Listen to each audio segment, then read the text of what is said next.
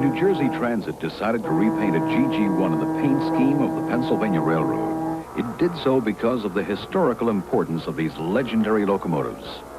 Like restoring a classic car, Craftsman sanded, stripped, and smoothed number 4877's streamlined body. Primer coats were sprayed, then simulated gold leaf.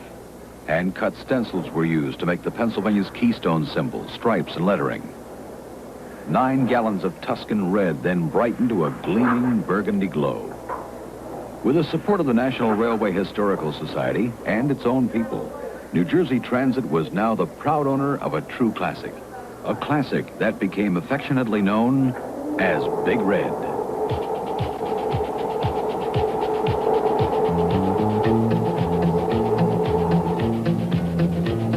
You've heard a lot of songs of famous trains along the track, but how about the engines that take them there and bring them back? The story's got an engine, a GG1 by name. She's riding into history, into a hall of fame. She still wears Pensy colors, golden stripes and Tuscan red. Ran for the Pennsylvania until that line went dead. And Central, then Conrail, New Jersey Transit too. 'Cause my dad's her engineer, her story I'll tell you. Oh, Big Red, speeding up and down the line. Oh, Big Red, gets her people there on time. She's a mighty GG1, my favorite, you see. Her 50 years of service won a place in history.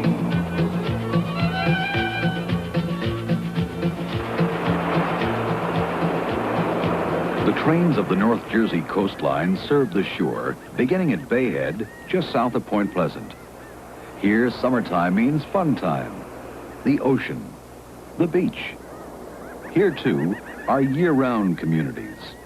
Solidly suburban towns like serene Spring Lake, to action-filled Asbury Park with its boardwalk and games. The ever-changing moods of the sea attract many thousands to year-round shore living, to sea-viewing homes, to an early morning ocean dip. Early morning, too, finds many shore residents riding the coastline past rivers, inlets, and lakes on their way to work. On the south side of Raritan Bay, a brief stop is made at South Amboy to receive other passengers and to change engines. This start of the day routine makes this area of town a very busy place.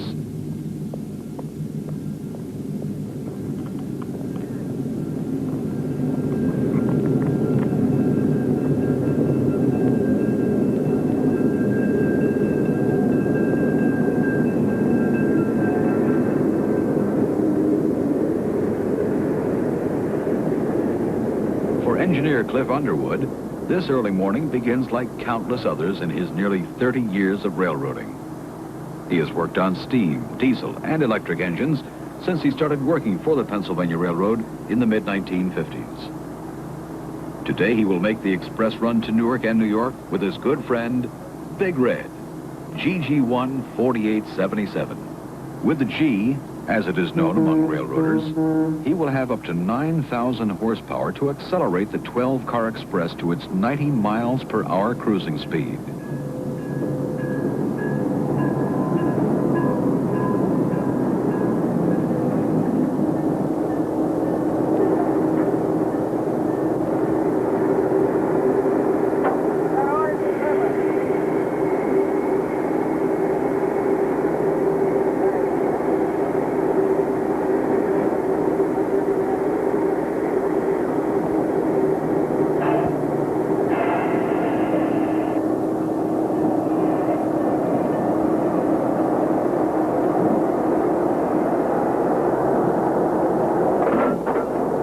The engine is changed because diesel locomotives cannot operate into New York City. The necessary connections are made quickly as brakemen continue a railroad tradition that's been part of South Amboy for 50 years. Part of the scene since the days when steam engines were replaced by electrics for the run into New York.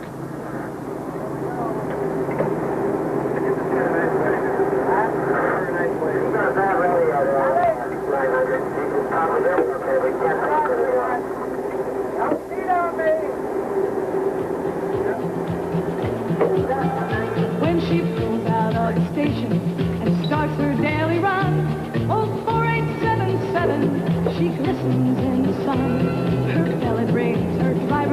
she gently starts to sway.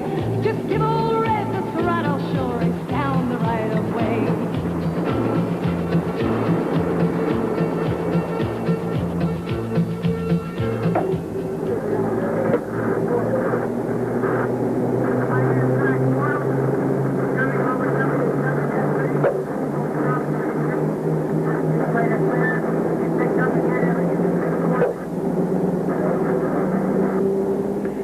I get old Big Red back against my train, pump up my air, make my air test, and go.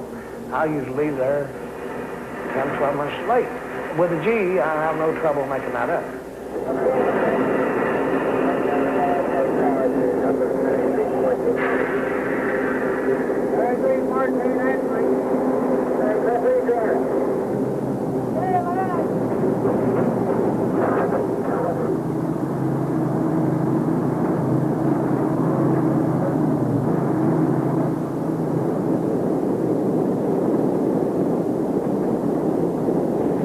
She's the best engine, in my opinion, that ever rolled on a wheel, I swear. She's just a fantastic engine. Not only would she do a beautiful job in passenger service, but she'll do an equally beautiful job hauling long freight trains.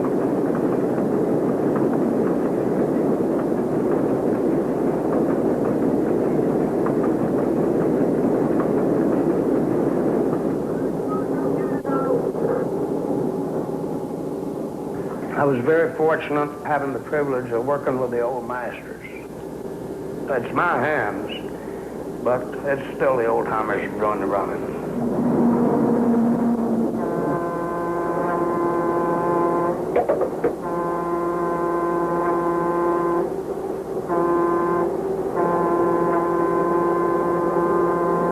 They're just using me, so that's the way I like to think about it anyway.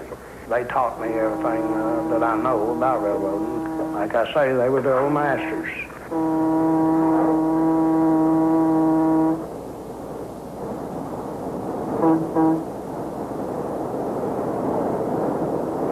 Our enemy is the clock. We are running against the clock, a passenger engineer is. When you're a passenger man, you're always tense. You're always striving to get there on time.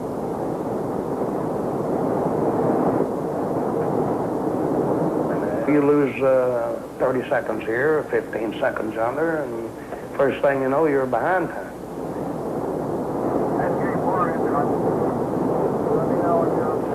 I try my very best to get my people there as swiftly and safely as possible. That's my job. It's what I've been trained to do, and that's what I strive to do.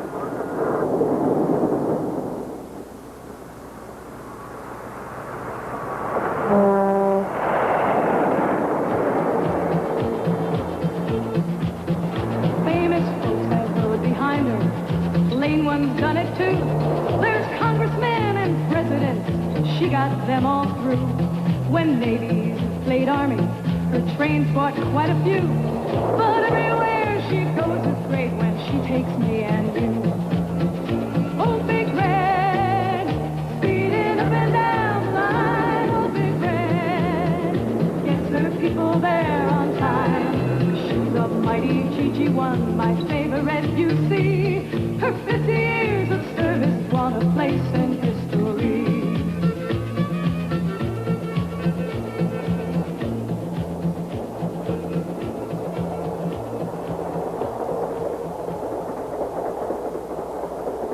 It just so happens that the GG1 structurally is built in a way like a steam engine. It has large driving wheels.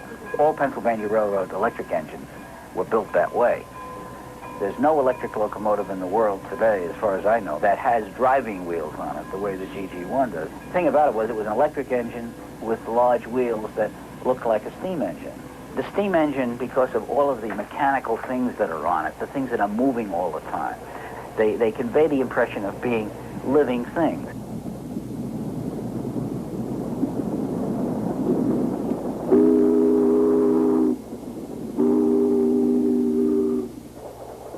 Locomotives are referred to generally as she, and there is an old vaudeville monologue explaining why locomotives are referred to as she, because the characteristics of steam engines, when this was written, seem to replicate the characteristics of women. The GG1 has for whatever reason, has acquired that individual characteristic.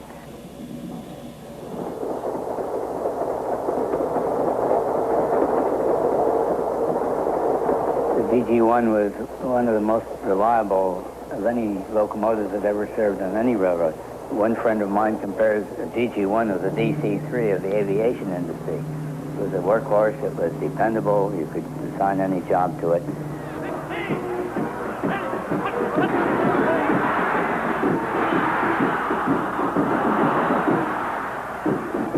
The Army-Navy Day Games meant special tours of duty for the Gs as thousands of avid football fans thronged to Philadelphia aboard football specials. I had the pleasure of being assigned to work one of those trains every Army-Navy Day. And we would carry maybe GG1 and 13 cars loaded to the gills with people.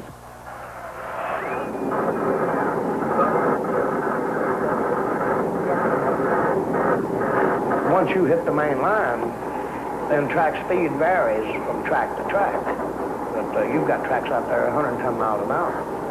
So if I'm running late and I hit one, I'll get on one of those tracks. If I can get her up to 90, 95.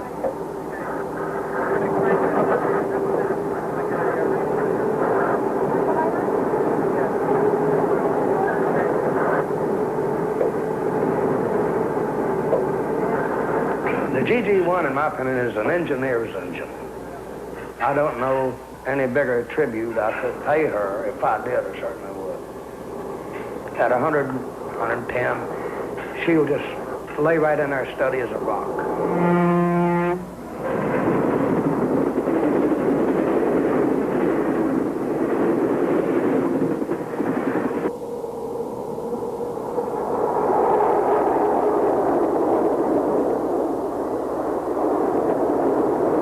Carrying along at about 80 miles an hour down the main line, and the guy pointed to the ammeters, and he said, this thing is going 80 miles an hour with 2/3 of its power. It's not putting out more than 2/3 of the power it's capable of putting out. It's fantastic.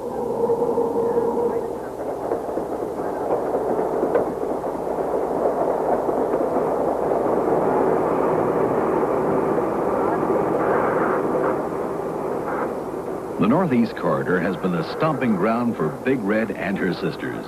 Here, very high speeds have always been the rule, with rail traffic the busiest in the Western Hemisphere. In spite of this, not a single GG1 engine crew fatality has occurred in 50 years of operation. A remarkable record.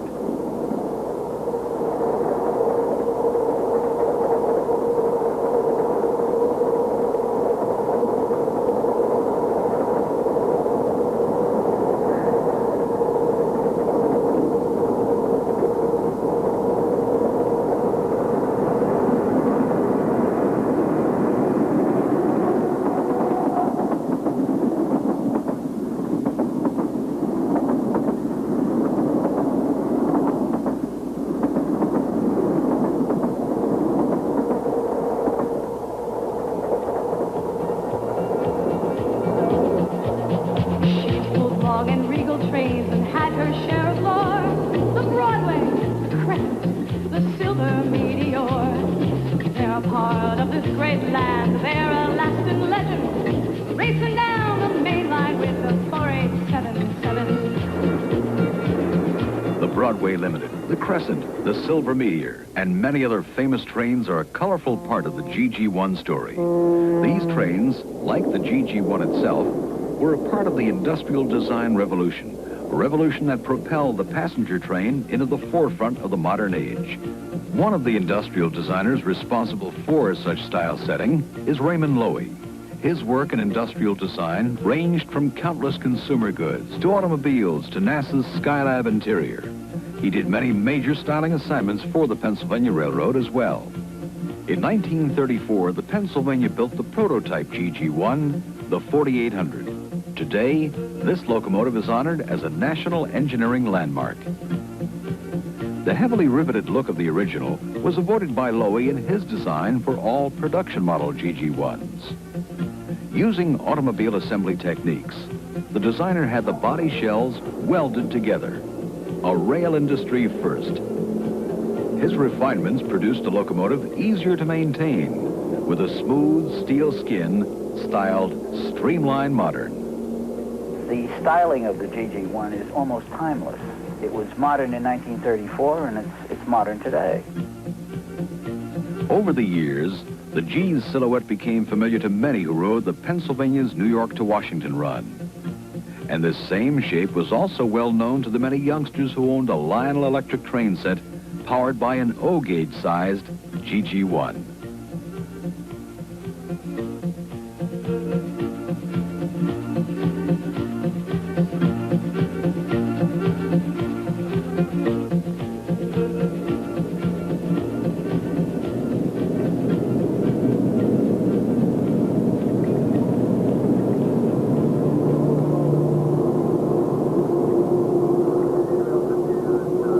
Eugene's was the fastest engineer that we had on the Pennsylvania Railroad. Everybody said that he could really handle a freight train or a passenger train. I wanted to run a train like he did. He said, you want to learn how to run a train? I said, yes, sir. And we'd be doing 90 miles an hour, and I'd reach for the brake to brake for a station, and he'd yell across at me, not yet, I'll tell you when. And I would say to myself, well, we'll never stop at this station. And he'd tell me then, give her 25 pounds and knock her back when she quits exhausting, knock her back to the second notch. And I'd do exactly what he said, and she'd just rock it there and stop just beautiful as you please.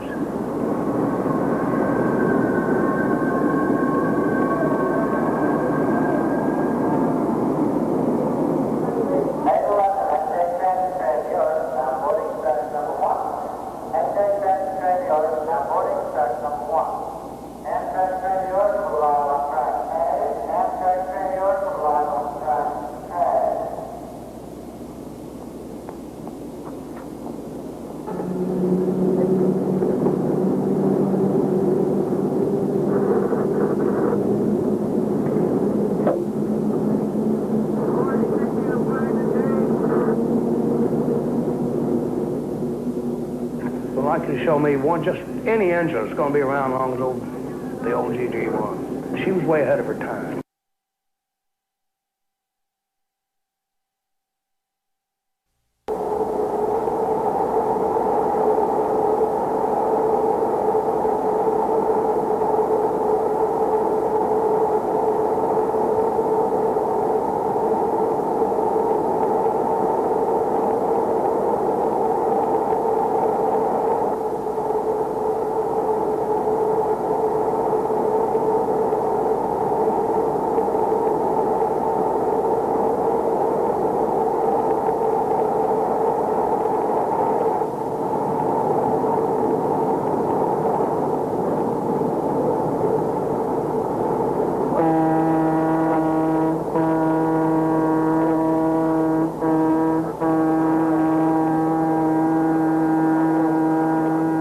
When New Jersey Transit decided to repaint a GG1 in the paint scheme of the Pennsylvania Railroad, it did so because of the historical importance of these legendary locomotives. Like restoring a classic car, Craftsman's sanded, stripped, and smoothed number 4877's streamlined body. Primer coats were sprayed, then simulated gold fleet, and cut stencils were used to make the Pennsylvania's keystone. Hello! Good evening, everyone. Welcome aboard. See if you can hear me. How is it going, everyone? It is your host and founder of the American Rail Club, Demetrius Villa. And wow, yeah, what a night, folks. What a night. All right, let me just sit right on back. Take these off so I can see clearly. It's a little dark in this room.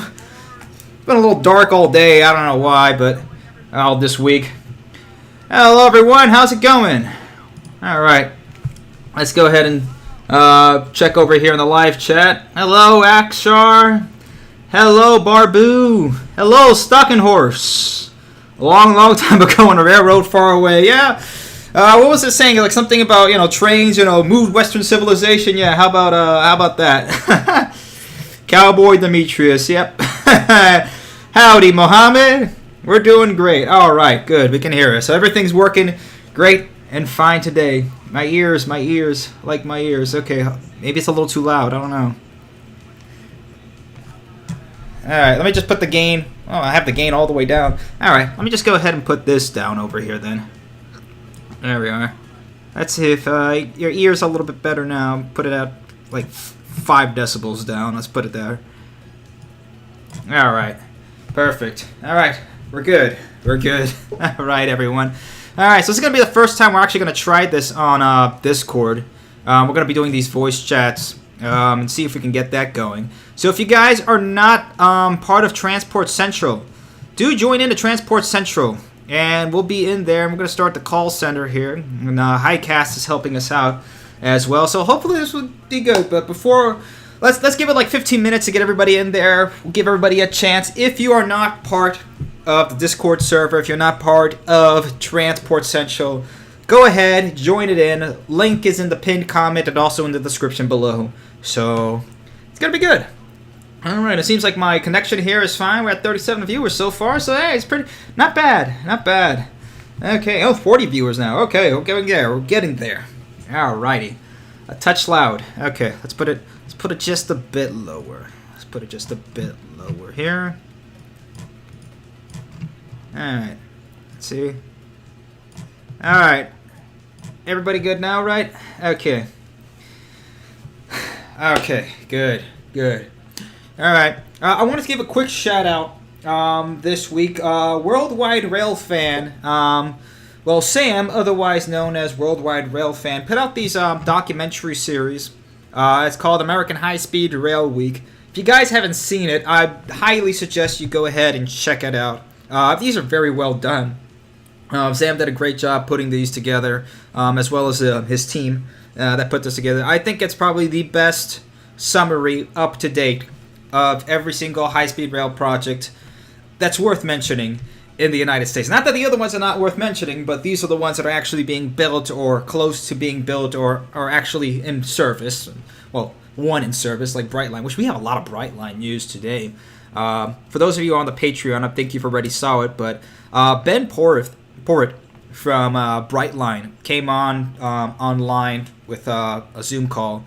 Yeah, we will be talking about Hyperloop, but Ben came online for a Zoom call talking about Brightline and updating everybody on Brightline. So this is going to be good. So, yeah.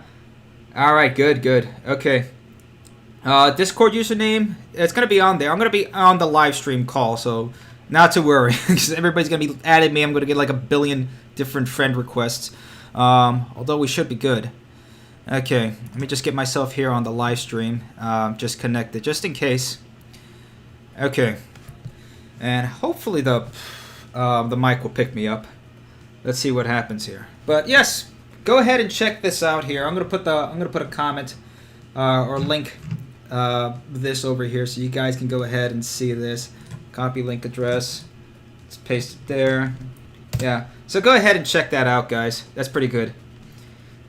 Of course, Sam, I appreciate the work you put into this. This is fantastically done. All right. So now that we're on through that, another update that we wanted to give up. So yeah, the next big video I'm doing, you guys really want to torture me here. Tokyo Metro versus New York Metro.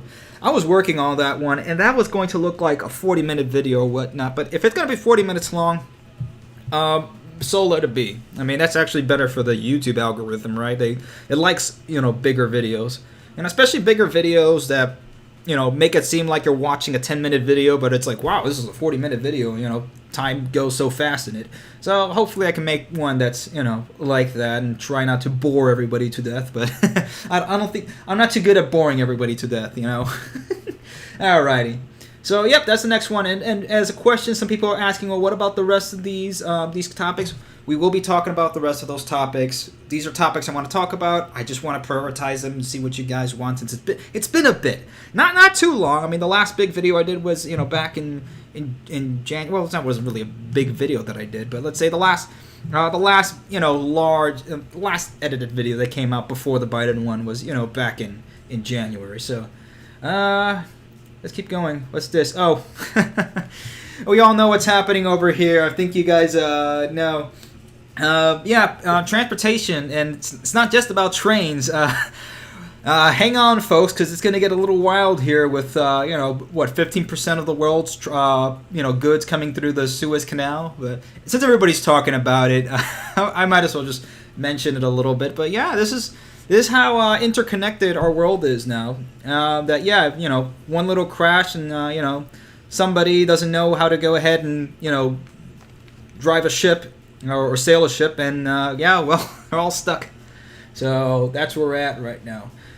But let's go ahead and talk about California. And I got myself some little pointers and detents ahead. So when you guys see this, it's time to go ahead and do the Discord call. So I'm going to give myself some breaks after we go over some topics, just in case some of you guys don't have any questions or you want to talk about the topics on hand. Let's go ahead and talk about some of these, and then we'll go ahead and have some calls. And you guys want to repeat call? We're just trying this out, so we're going to go ahead and see how this works out. I'm excited for it. Of course, rules on live calls. Use common sense. Don't say stuff that, you would say in front of your boss, or say stuff. Don't say stuff that you wouldn't say in front of your boss or in front of your mother or in front of your teacher, okay? Stuff that's not going to get you canceled or hunted down or whatnot. We're just trying to keep people, of course, we want to have political conversations about, high-speed rail and transit and rail and everything about that. But we want to just keep it, to a civil level, okay? We're all rail men here, don't worry. And, of course, there's some rail women, but, looking at my channel's demographics, it's like 90% guys. 98% guys. But, hey, that's what it is, We're talking about large, fast-moving phallic objects on steel rails. Don't worry, guys. All right. Show the pattern that the ship took before it entered the canal. There are some.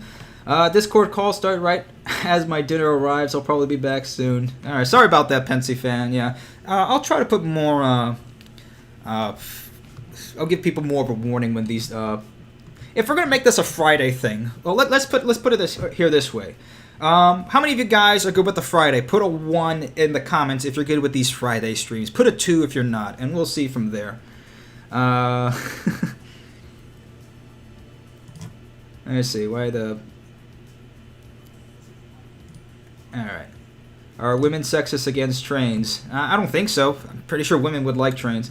I don't know who put that comment off. Moderators, if you see comments that are, just leave the comments on. I'll be the final moderator when it comes to comments. Just use common sense. Don't worry.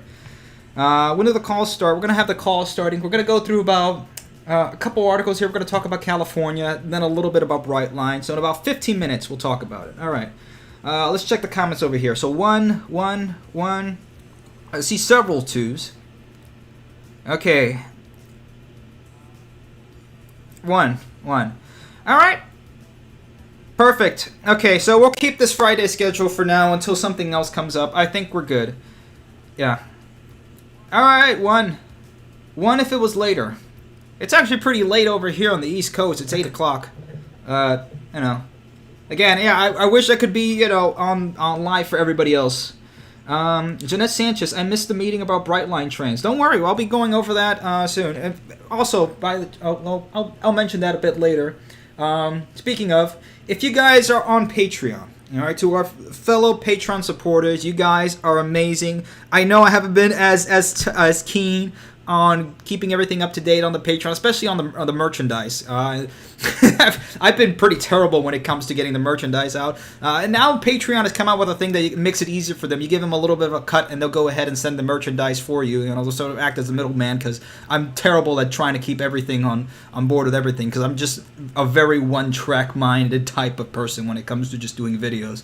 But if you guys are on there, I recorded the whole entire Brightline Brown Bag Lunch. So look at that, and I know Rick is going to probably put it on his channel, the High Speed Rail Alliance, so you can just watch it there if you want. Again, I just put in a little bit of comments, so if my comments are worth it, for $1 or more a month, go ahead and do that. That'll be great. So let's get right down to it. California High Speed Rail affirms support for Central Valley Line in revised business plan. So this is actually some good news coming out of California. Finally, that they're trying to cut down on a lot of the pork and a lot of the wasteful spending. So they're reaffirming their plans, and they're saying, yeah, this is what we're doing with everything set in motion. Let's hope that we can stick on this. So now that'll be good. That'll be good. So they are reaffirming their plan to build a 170-mile line in the Central Valley from Merced to Bakersfield. Again, I've mentioned about it. I'm beating a dead horse over here. I'm not beating stalking horse, but I'm beating a dead horse over here that they should have started between San Diego and Los Angeles. But it's what it is. Just hurry up and get it built. Hurry up. California is leading the nation in building a first-class system that will support the economy while combating the looming climate change crisis. Rod Durandon Sr., the namesake of San Jose's Durandon Station, a longtime advocate for the rail system, said in a news release, "We're building a future for my grandchildren. Get on board or get out of the way." Yeah. I agree with that statement. Get on board or get out of the way. It's going to happen. Well, it has to happen at some point, or else this country's not going to catch up, which I'll talk about a little bit later. So they're submitting the business plan to the legislature, which did get approved. That'll be the next article. But the business plan approved Thursday calls for 1. Completing the 119-mile Central Valley segment that's already under construction. 2. Expanding the portion to 171 miles connecting Merced, Fresno, and Bakersfield. 3. Starting testing of electrified high-speed trains by 2026. By 2026, maybe Brightline will already have Brightline West at that point. I don't know. And putting those trains in service by 2030. So we're moving the mark over here. They said they're going to be 2029. Well, that was years ago. They were saying 2029. So we're moving the mark a little bit more. 2030 now. Advancing construction on more than $3 billion. Not $3. If it was $3, I think we'd all have high-speed rail at this point. $3 billion in bookend projects. The authority has committed to funding Los Angeles and the Bay Area and pursuing additional funding opportunities to prospectively close the gaps and expand electrified high-speed rail service to the Bay Area and the Los Angeles-Anaheim area as soon as possible. Okay, so what it means by these last 2 points is that there's going to be ancillary projects that connect to them, or having projects like, for example, a roadway that needs to be moved and expanded at the same time, and having that to be able to facilitate service. That's really what they're looking at. Yep, that's basically it on this one. Gavin Newsom has said the cost of the Central Valley portion alone would be $20.4 billion, but that estimate has already risen to $22.8 billion. What, $2 billion more in what's going to be a $100 billion project. It's not a big deal. The Biden administration has also signaled support for California's high-speed rail plan, which the Trump administration had criticized as being too costly. I mean, look, Trump had a point when he's saying that this costed too much. I mean, it's because California's high-speed rail existence that the Hyperloop is a thing. Okay, we discussed that back in the Hyperloop videos, which again, we'll go over the Hyperloop in this stream as well.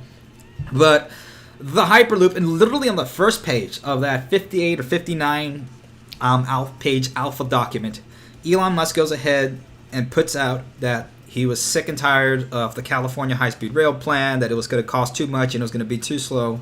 So, yeah, I mean, hey, sometimes things happen and you get, crazy things that come out of this. And there we are. Business plan which could save $1 billion in initial construction costs now goes to the state legislature. Okay, so it's going to be approved by the state legislature. It's California, guys. They'll approve it. This has been their dream project for the last 20 or so years now at this point. Well, technically, since about, Proposition, whatever it was, Proposition, was it 7A? Is Proposition 8? Because they always propositions. They don't call High-Speed Rail Act or anything over there in California. California's weird when it comes to their voting laws. I mean, now it looks like they're going to get rid of Newsom because they had enough signatures, which is how Arnold Schwarzenegger got elected. Was you had the previous governor there who was, they can do that in California laws. They can go ahead and, I'm just having a brain fart right now. I can't remember the exact term for it. Hopefully somebody in the comments can rescinding the governor or whatnot. But yeah, long story short, that's how Arnold Schwarzenegger was able to get elected, because Californians voted out their last governor, and they said, we want a new governor, and they voted in Arnold, who went ahead and went ahead and approved the project. It was actually because of Arnold that this project got done. So thank you, Arnold. Thank you. Speaking of Arnold, yeah, where's my? There it is. I'm gonna have some dark beer because you're not a baby if you don't drink dark beer, or drink dark beer unless you're a baby. That's what Arnold would say. So we're gonna have some dark beer Guinness, which is my favorite. Like, when I always go to places, I always get a Guinness. So no weird beers today. Just good old leftover Guinnesses from St. Patrick's Day. There we are. And you guys can you guys can pour whatever you want to as well, and have a good time. So there we go. All right, almost perfect unless I spilled a bit. But cheers. All right. At least none of it got on my keyboard. Let me go ahead and get this out. I always keep a towel nearby. Always do. All right. There we are. Bar towel. Got it. Ooh. All right.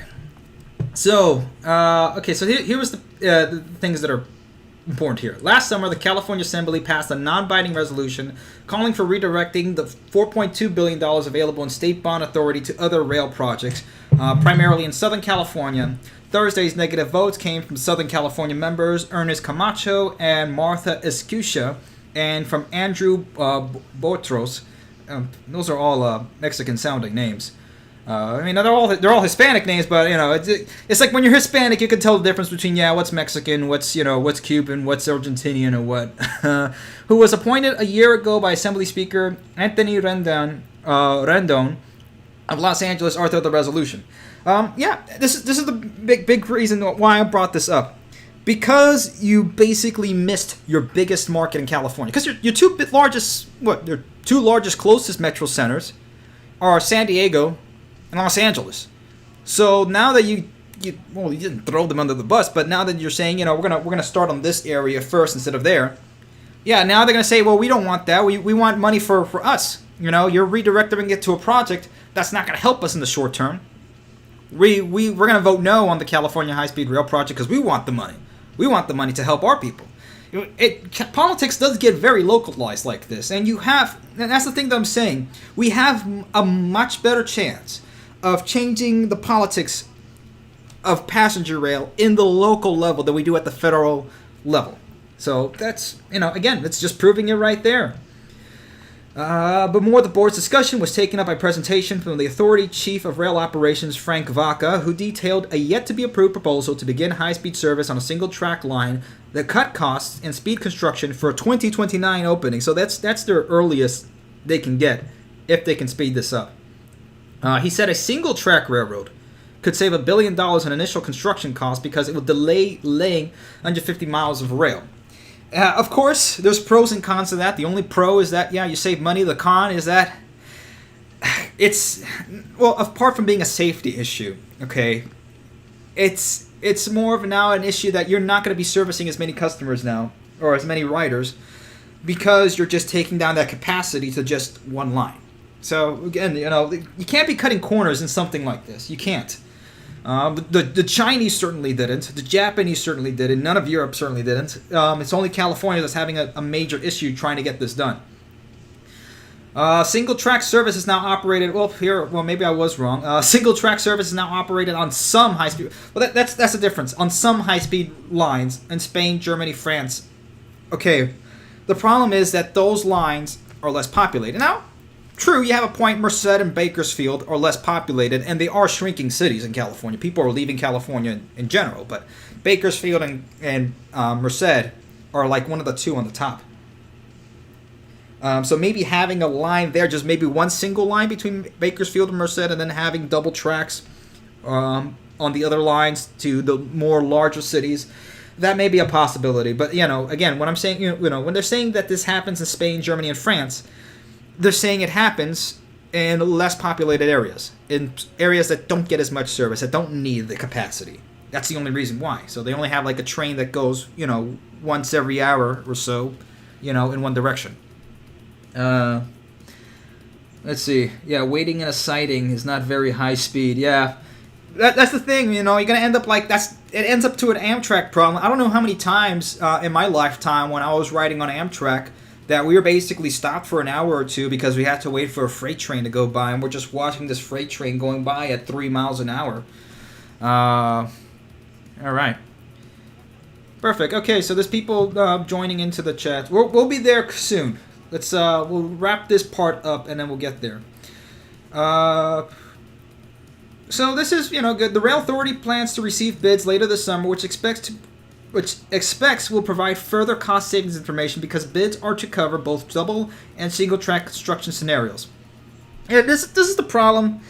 The biggest problem I have with with California High Speed Rail Authority is that they didn't really do the due diligence or research before doing this. They just went ahead, okay, we'll have a separate, company go ahead and do the tracks. We'll have a separate company go ahead and do the bridges. We'll have a separate company do this. So they're just getting a whole bunch of consortiums, a whole bunch of different shareholders to go ahead, and you're putting too many chefs in the kitchen. Okay, essentially what you're doing. Whereas in places like Japan or in Europe, they usually get, one or two people that they know they know what they're doing, A, B, they know that they can be able to work with each other and get this done in a simultaneous and worked out schedule. Okay, not like this, because this is how we do politics here in this country, is that we'll go ahead and because one politician has a friend in this company or a lobbyist in this company, they'll try to bring aboard company A, and then another politician wants to bring on board company B because they knew each other since high school, and company C will want to come on because they gave this politician about $1 million last year in campaign finance. That's what happens. Instead of just having one or two companies that know their ish and know what they want to do, you can have that. It's not like, Texas Central Railway is a perfect example of a company that did that. They knew, okay, we're going to go ahead and get the Japanese. We're going to get that done. And we'll have the Spanish consortium build it. Okay? They'll work together and get it done. That's it. That's it. And that's why Texas is going to be done before California.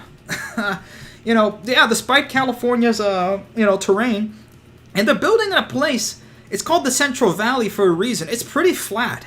Not as mountainous as the rest of California, but they don't really have to deal with that much. There was a good part here in Sam's video where he says that, there was like 12, there were 12 bidders for the project, and now there's like 7 or so, mostly due to, just the time constraint and just either companies merging or just being bankrupt because it's just taken so long for this that companies have their highs and lows.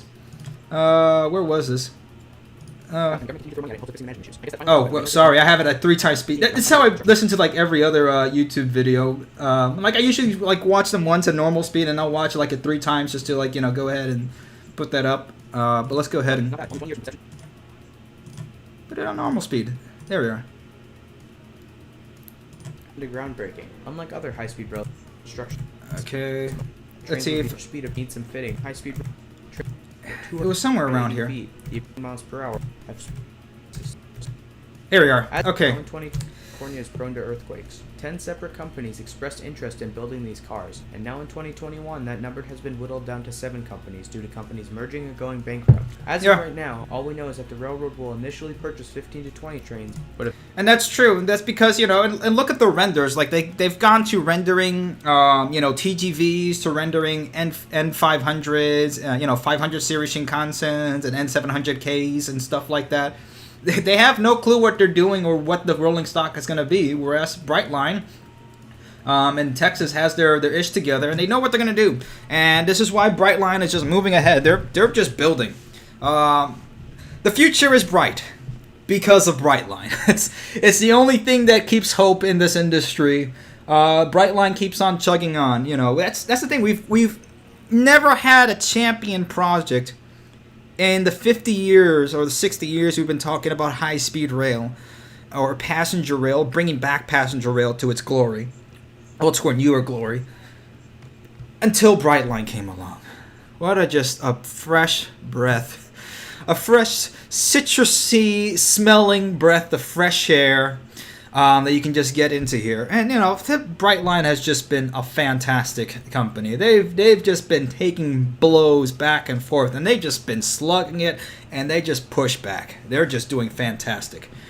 All right. But yeah, now they're getting a bunch of money now from Miami-Dade Transit to go ahead. They're getting like $7 billion. Yeah. So Miami-Dade commissioners are going to pay $76 million for a Brightline station near Aventura Mall. County transportation decision makers last week endorsed the for-profit intercity rail company's trains as the preferred mode for Miami to Aventura commuter rail corridor. So it's done. They're constructing it. Well, they've been constructing it now, but it is done. There is going to be a station in Aventura, which is basically a mile from where my family lives and where I used to live.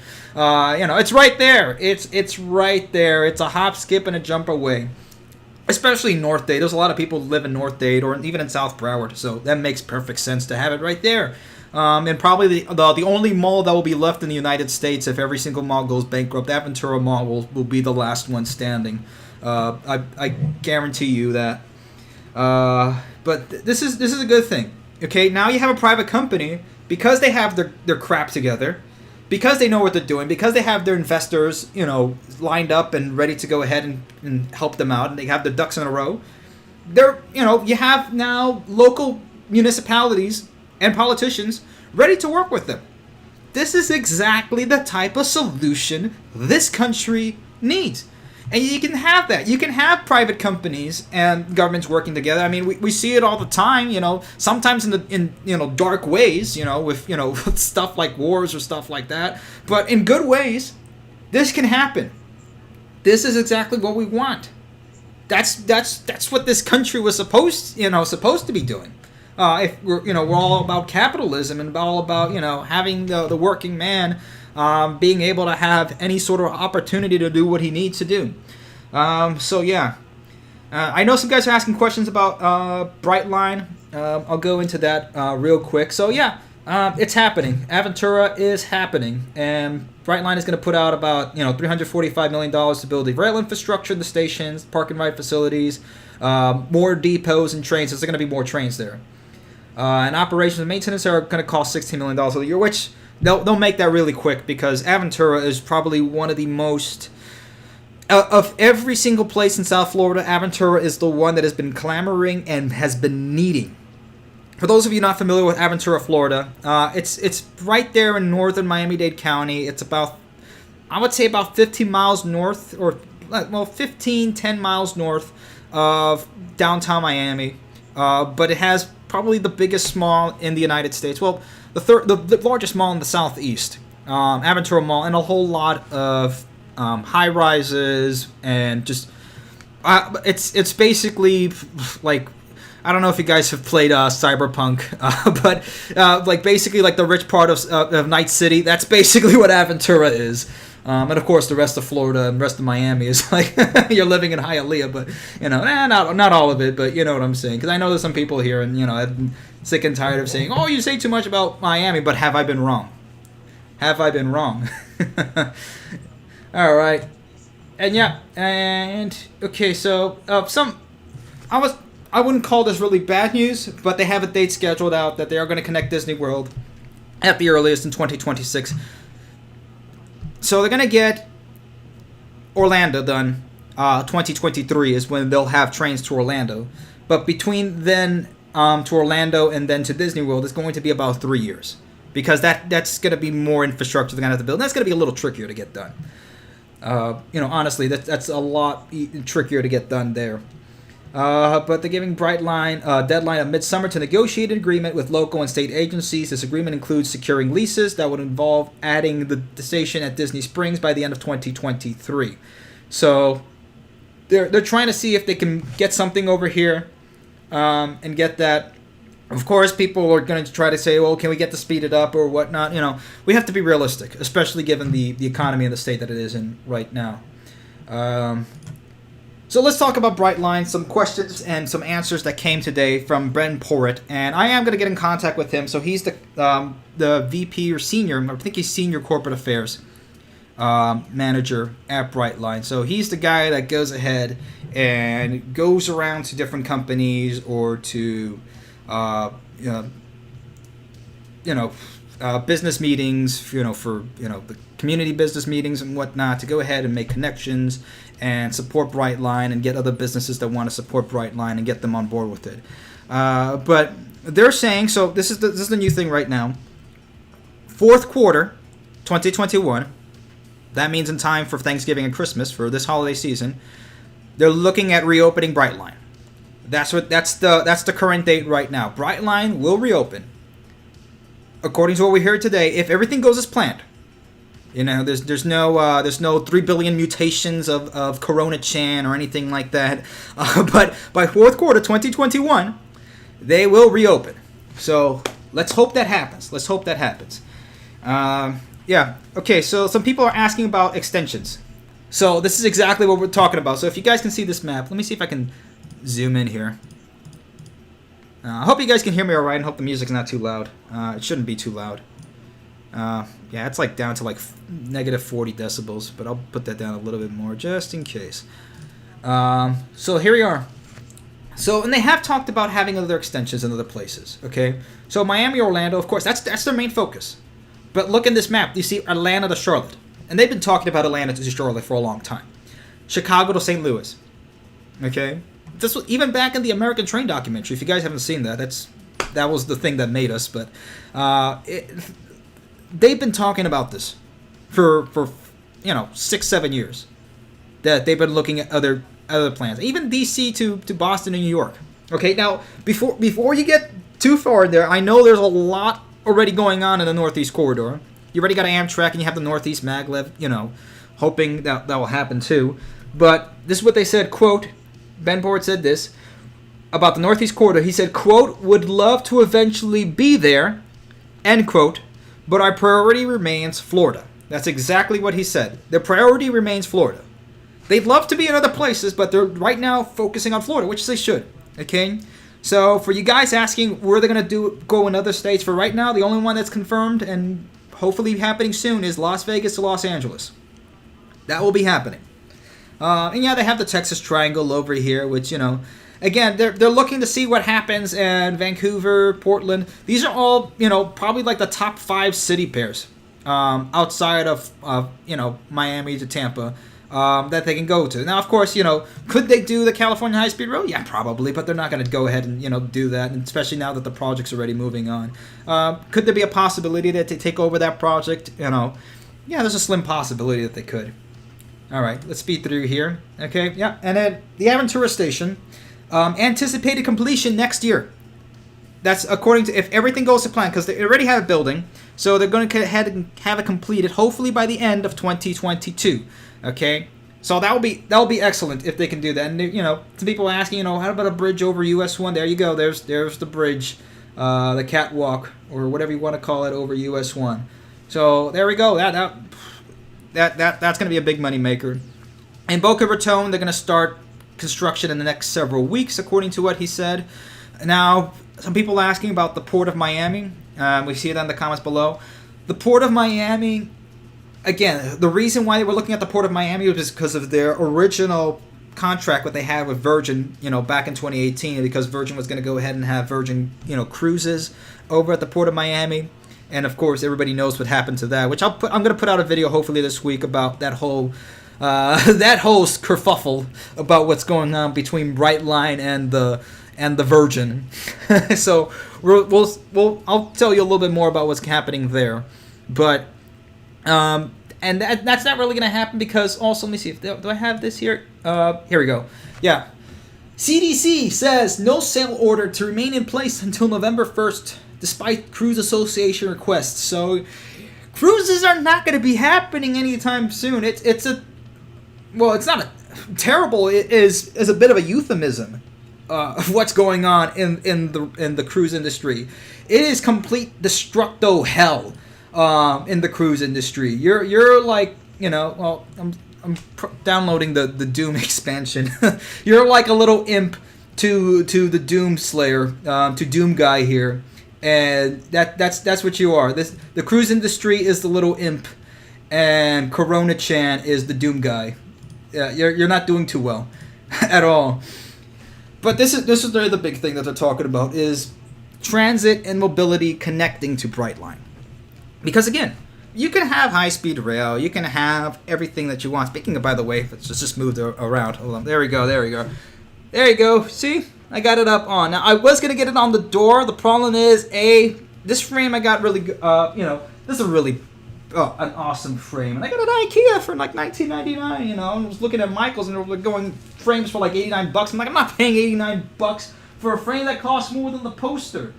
Not only that, it's a beautiful frame. It looks fine over there, and I don't want to put it on the door because the door is a little hard to open and close, and I don't want it to smash and break. So we're trying to keep that poster nice and well. But look at that, that Siemens Valero ICE3 coming out of Indy.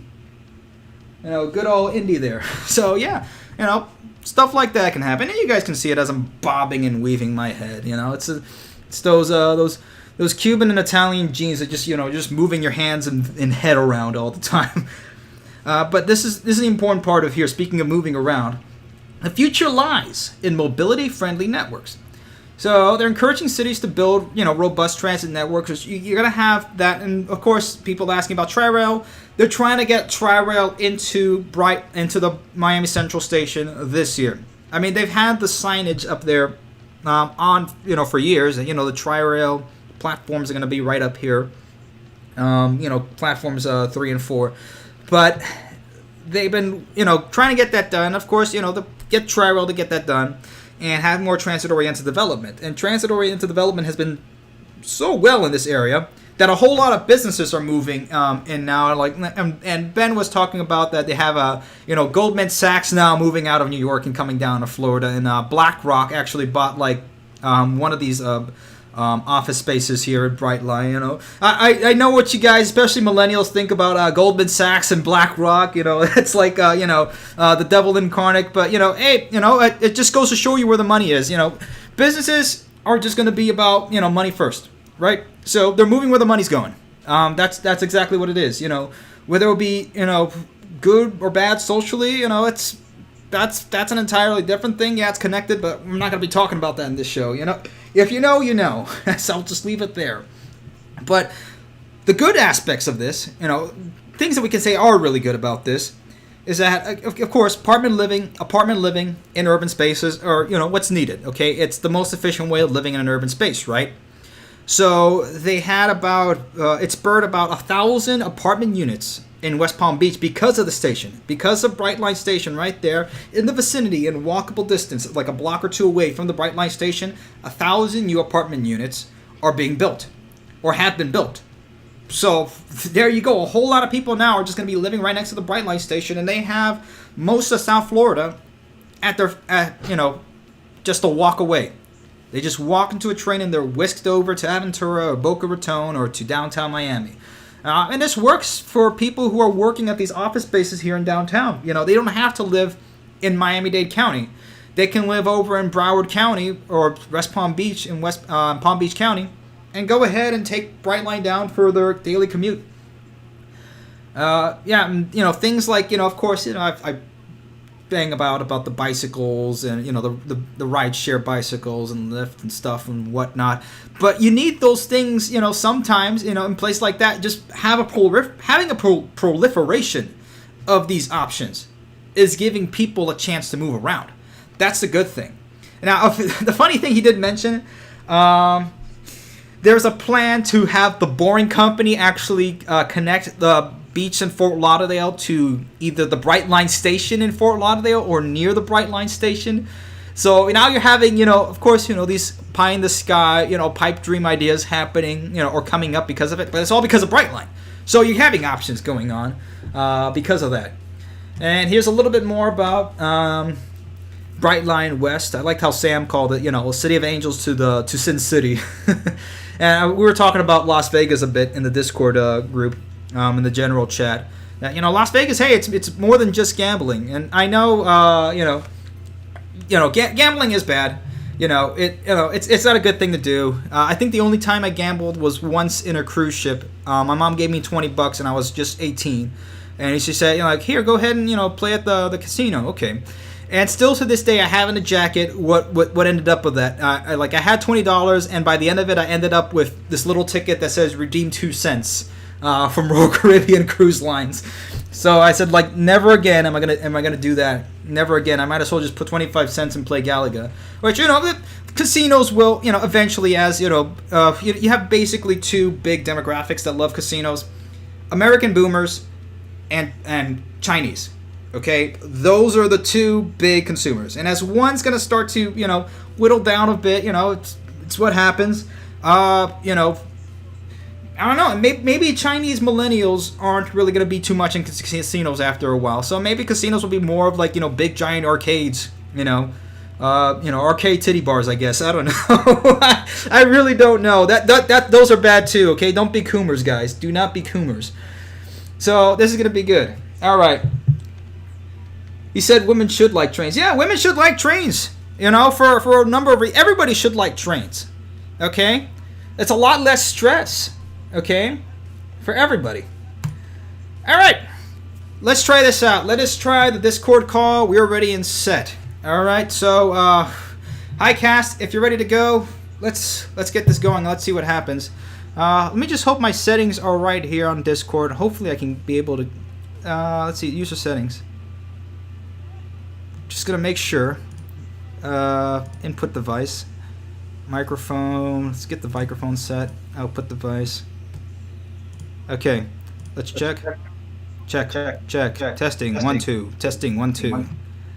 Ice. Icicles. All right. Okay. I think we're good. I think we're set. You are currently muted. Am I muted? Is that a good thing? Can you hear me still? Okay. All right, are we good?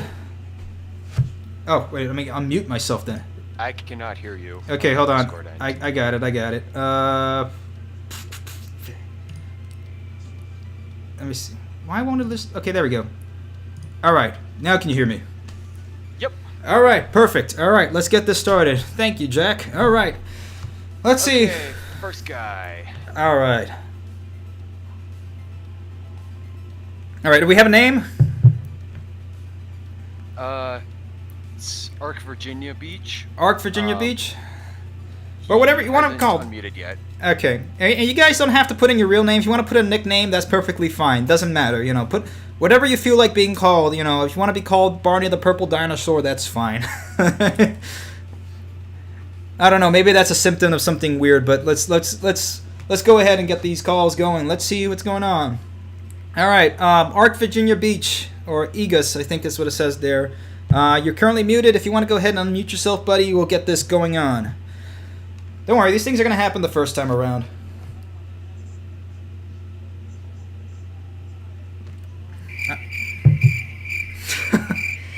I'm a patient man, Jack. I worked at Publix in South Florida for 5 years. Sorry, I had.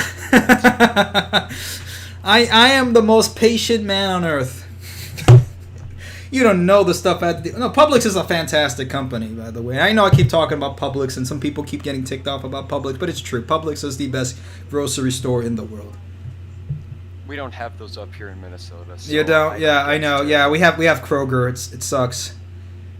I mean, Kroger's like the best that we have, you know, up here in the Midwest, but you know, it's what it is. Yeah. All right, for the guys of you who don't know this high-cast infrastructure, he's our other conductor over here, getting things set up on the Discord. So he's the main guy behind Transport Central. So he's the one running everything. So if something happens, it's his fault. This is true. Huh? This is true. Yeah. All right. Also, reminder for everyone, there's a sign-up form on the call-in center channel that you need to fill out in order to be participating in the call-in show, so make sure you fill that out. Yeah, so Aegis was the only one that filled it out, so I just want to make sure people are doing that. Yeah, so that way we don't have trolls. So we can cut down on trolls or whatnot. Even, you know, sometimes trolls are funny. I like trolls. Yeah. All right, Aegis, maybe can we unmute him, or is he ready to go, or what's up? No, he's muted on his own end. All right, so we can't unmute him from here, or, you know... Nope. Okay. We do have another guy in the queue if we want to bring him in until then. All right. Well, we'll give it another minute over here. For now, Aegis, just go down to the bottom of your Discord thing. If you want to get yourself unmuted, there's a little mute button over there, and just take it out. I know I had a little bit of trouble finding it too. Discord's kind of a little bit of a messy platform, but it works. So that's what everybody's using. All right. While we're waiting there. Let me go ahead and say some other things that we got from the Brightline call. One interesting thing he said is that Brightline's bathrooms have been the number one rated in the state. And this is because they have a lot of people from the hotel industry, so they know that if the bathrooms are good, that is an indicator that everything else is good. So that because Brightline's bathrooms are just impeccable, and they're clean and they're just bright, airy, and they don't smell awful. At all. I mean, heck, I don't know how they make a bathroom smell that good at all. That you can just want to go in there and just in there, which I don't recommend anybody do in any bathroom, but you're safe in Brightline bathrooms. But yeah, they were rated number one in the bathrooms in the state, and they're even like so. If you guys have been to the Brightline stations and you're familiar with the citrus smells, according to him, they're actually smelling the citrus candles at the Brightline gift shops. So go ahead and get one of those too. Let's go look at the comments then. You have to be patient if you still have faith in Brightline. Yeah, I can take that either way. But yeah, you got to be patient with anything that happens here in infrastructure here in this country. Did Aegis go grocery shopping or something else? I'm not quite sure. Aegis, buddy, come on up.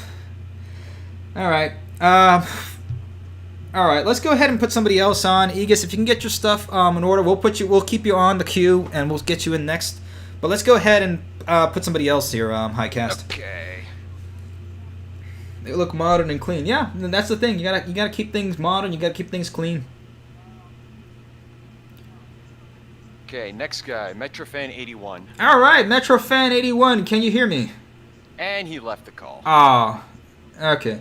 Now it happens. I keep moving him in, but I put him in next in line and he goes back to the queue. I don't know what he's doing. All right. No, don't worry. Let Jack move you, and everything's gonna be okay. Don't worry. Of course, this is the first time we're doing all this, so I mean, hey, it's good to just go ahead and mess up now on the first time around. You get better the next time. Hey Darius, how's it going, bro? Futuristic bathroom. You know how bathrooms on other trains can be. You know what's the funny thing on the webinar is that Ben Porth was he was making a whole bunch of allusions to another train service, talking about dark gray trains that leave you on the edge of a sidewalk. I think we all know which service he's talking about. Aegis turned into E-Ghost. Oh man, he ghosted us. Rip. We just kept saying fine every time he asked us how our day was going. Okay, you want to try this again? Yep, let's go ahead. Hello, Metrofan. All right, Metrofan, can you hear me? Can you hear us? All right, just in case, guys, check your Discord settings. Maybe you don't have your microphone set in. Okay, wait, I heard something. Is this, wait. We can hear you. You can hear you. Okay, now. Okay. Can you hear me, Demetrius? Loud and clear, Metrofan. How you doing? Oh, okay. Can you hear me? I can hear you well. Just get your, you have your microphone set up and everything, in a clear spot so we can hear you. Yeah, I've got a microphone and everything. No worries. Take your time, man. Take your time. How you doing today? Well, yeah, I'm doing fine. All right, that's good to hear. As long as we're fine, that's all we can ask for any day. All right, man. So you got any questions or anything you want to add to the stream? What's up, man?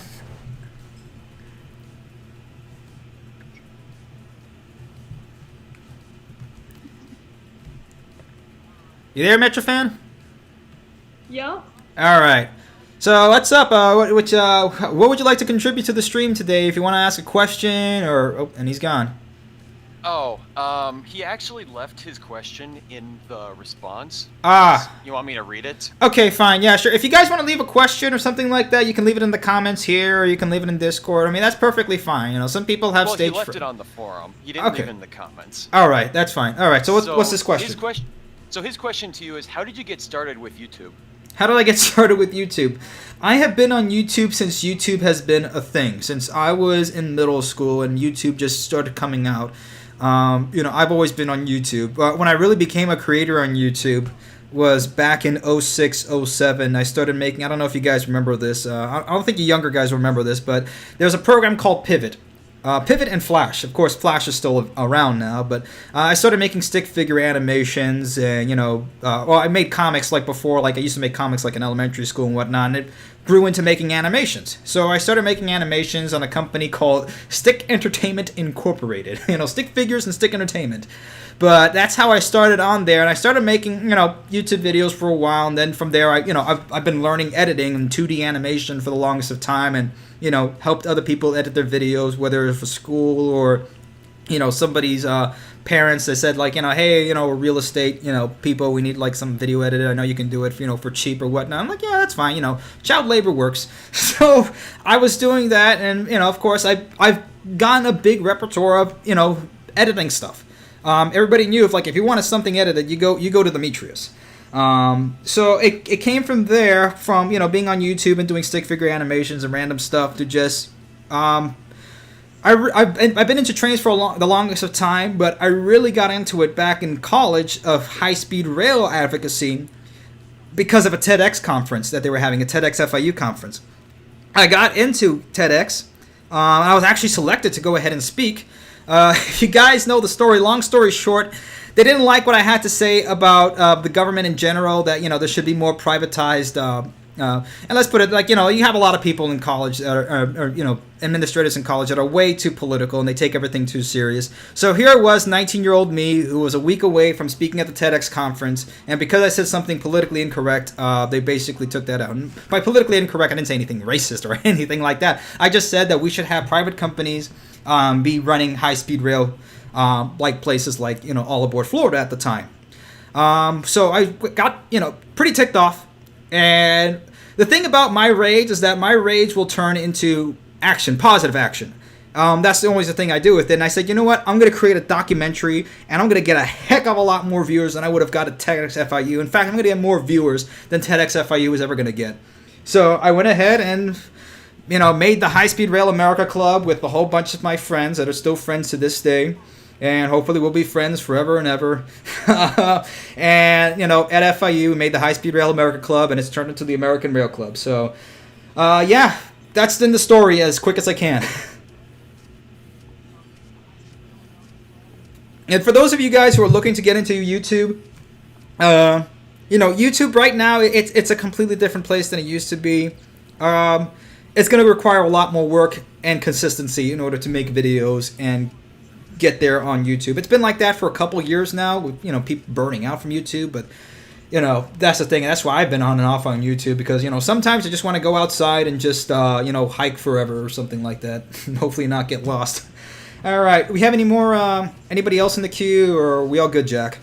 We got 2 guys in the queue. All right. They aren't on the forum, but I think I'll just pick one at random and bring them in. That's fine, bring them in. Okay. Let's get this guy. All right. All right. Welcome to the live stream, Mr. Sensei. Hello. Hello. Hey there. So, okay. I have a question. Sure. Who's Joe? Who's Joe? I need help. No. No, like seriously. Yeah, I get that now. That's funny. All right. No, I need help. Okay, well, you need. Anyway. Okay, wait. What's this all about? I'm actually confused. Oh, this is like a little call-in, and yeah. basically. No. Like trains. Oh, the channel? Yeah. We're an advocacy group, and we believe that America should have more trains. Wait, can I be Thomas? Sure. Yeah, you can be Thomas. Can I name my train Big Chungus? Yeah, we should have big Chungus trains. Yeah. Oh, dude, heck yeah, man. I thought the big boy was the big Chungus train. Yeah. Okay, we gotta put a petition now. We're gonna change Big Boy to Big Chungus. Oh yes! Oh my god. Okay, we gotta make that a petition. Ark's will be that'll be Ark's lifelong dream. We can die happy having that done. Yes. I can't wait to be a Big Chungus. Oh god. I got to see Big Chungus 2 years ago and it was great. You ever Big Chungus burger? Oh, no, Travis Scott burger. Sorry. Yeah, I have AIDS. All right, man. Okay. So you seriously got like do you have any like so what's up? You got like any questions or anything you want to put on or? Yeah. Okay. Wait. Okay. Wait. Can I think about this real quick? Yeah, that's fine. That's fine. Tell you what, you want to put? We can put you in the queue for just a little bit, and then. Okay. Wait. What's your favorite train? My favorite train, probably the E5 Shinkansen. Do you like to go like old-fashioned like Western trains or? Well, like of steam trains. Yeah, steam train. I don't really have, except maybe for the Jupiter. That's probably like my favorite steam train, just because of the look of it. But that's it, and maybe the S1, the Pennsylvania Railroad S1. I mean, that you can't just beat that deco look. That was just crazy looking. I mean, come on. And we just had the GG1, which was basically like its electric, child afterwards. We had that video on there, so that was pretty cool. Dude, have you ever watched Back to the Future? Yeah, of course. You saw that one freaking amazing train? Yeah, in part 3? Dude, that was lit. That was lit. Does anybody How much would you pay for that train? I don't know. It's probably a lot more than I have anyway at this point, but then again, we're all poor at this point. But, yeah. You got bread? I don't know. No bread? No bread. We got another guy in line. All right. Wait, so... Y'all know Jonathan? Jonathan who? Jonathan Hills. Don't get the Jonathan joke. Hills. Oh, Jonathan Hills? No, don't know. He runs the Buddhism hotline. He was... I was watching his stream, and he was abusing his co-host. Like, serious. His name's Mathis Miles. Yeah, no, I haven't watched that at all, man. I'm not familiar with him at all. All right, Yeah, but hey, it's been great, man. Okay, can I get a Bro Chungus Travis Scott burger, please? All right. You can get it in the general chat. Yeah. Thank you, man. I have presidential aids, man. Have a great day, man.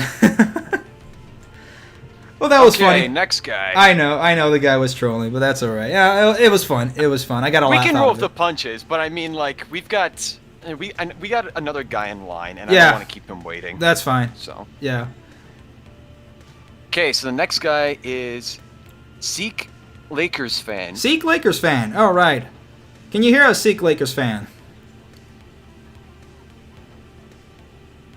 Can you hear us? He's unmuted. All right. Yeah. Can you hear us? You're cutting out. Yeah, it seems like his internet is not too well.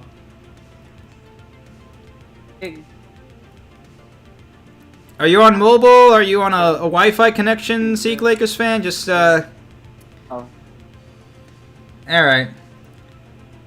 All right, we're gonna have to move right along, guys. Okay, I'm not the one doing this, guys. We gotta put this in the comments section. We gotta move on also too, because we gotta get the show, keep it at least cut short. I'm sorry, man, but let's keep it for next time. We'll have these live streams when you guys have your internet in sync. We'll leave it for next time. We have anybody else next in line? Yeah, we got a guy named COVID Water. COVID Water. All right. That'll be the last call for now, and then we'll do like another round of calls in 15 minutes or so. All right, let's try that. COVID Water, you are on. Hello. How you doing, man? I'm good. How are you? All right. Welcome to the stream. Thank you. All right. So what's up, man? You got any questions or any news that you got for us in terms of high-speed rail or passenger rail? What's up? Well, I got a question. Sure thing. What do you think about President Joe Biden's infrastructure plans? Like, do you think you think it'll get funded? Like, do you think it'll get done? What I think about Joe Biden's infrastructure plan. Do I think it will get done? Probably not. I honestly think the only thing that can get done out of his infrastructure plan is probably the Gateway project. And if he can just get that done, that's a win. We can take that as a win. That works perfectly fine at that point. But I mean, we've heard about a lot of these infrastructure plans for the longest of times. I mean, Lyndon B. Johnson signed the High-Speed Rail Act back in, what was it, 65 or so, like that, or 68. Yeah, nothing has come out since then. 52 years from now, or 53 years if you want to be pedantic. Yeah, nothing has really, except for Acela, but that's really it. But nothing at a big of a scale that they were thinking of back then. Apart from that, yeah, I really don't think Joe Biden is really going to get as much done as he says he's going to do. I mean, every president has done that. Obama said he was going to have this massive high-speed rail plan. I mean, I just put it out there in the last video I did on Amtrak Joe. I mean, you can hear them all say it right out of their own mouths. We're going to have, Obama was saying that in 25 years, and this was back in his 2011 State of the Union speech, in 25 years, we'll have 80% of the country connected to high-speed rail. And everybody clapped, and, well, there we go.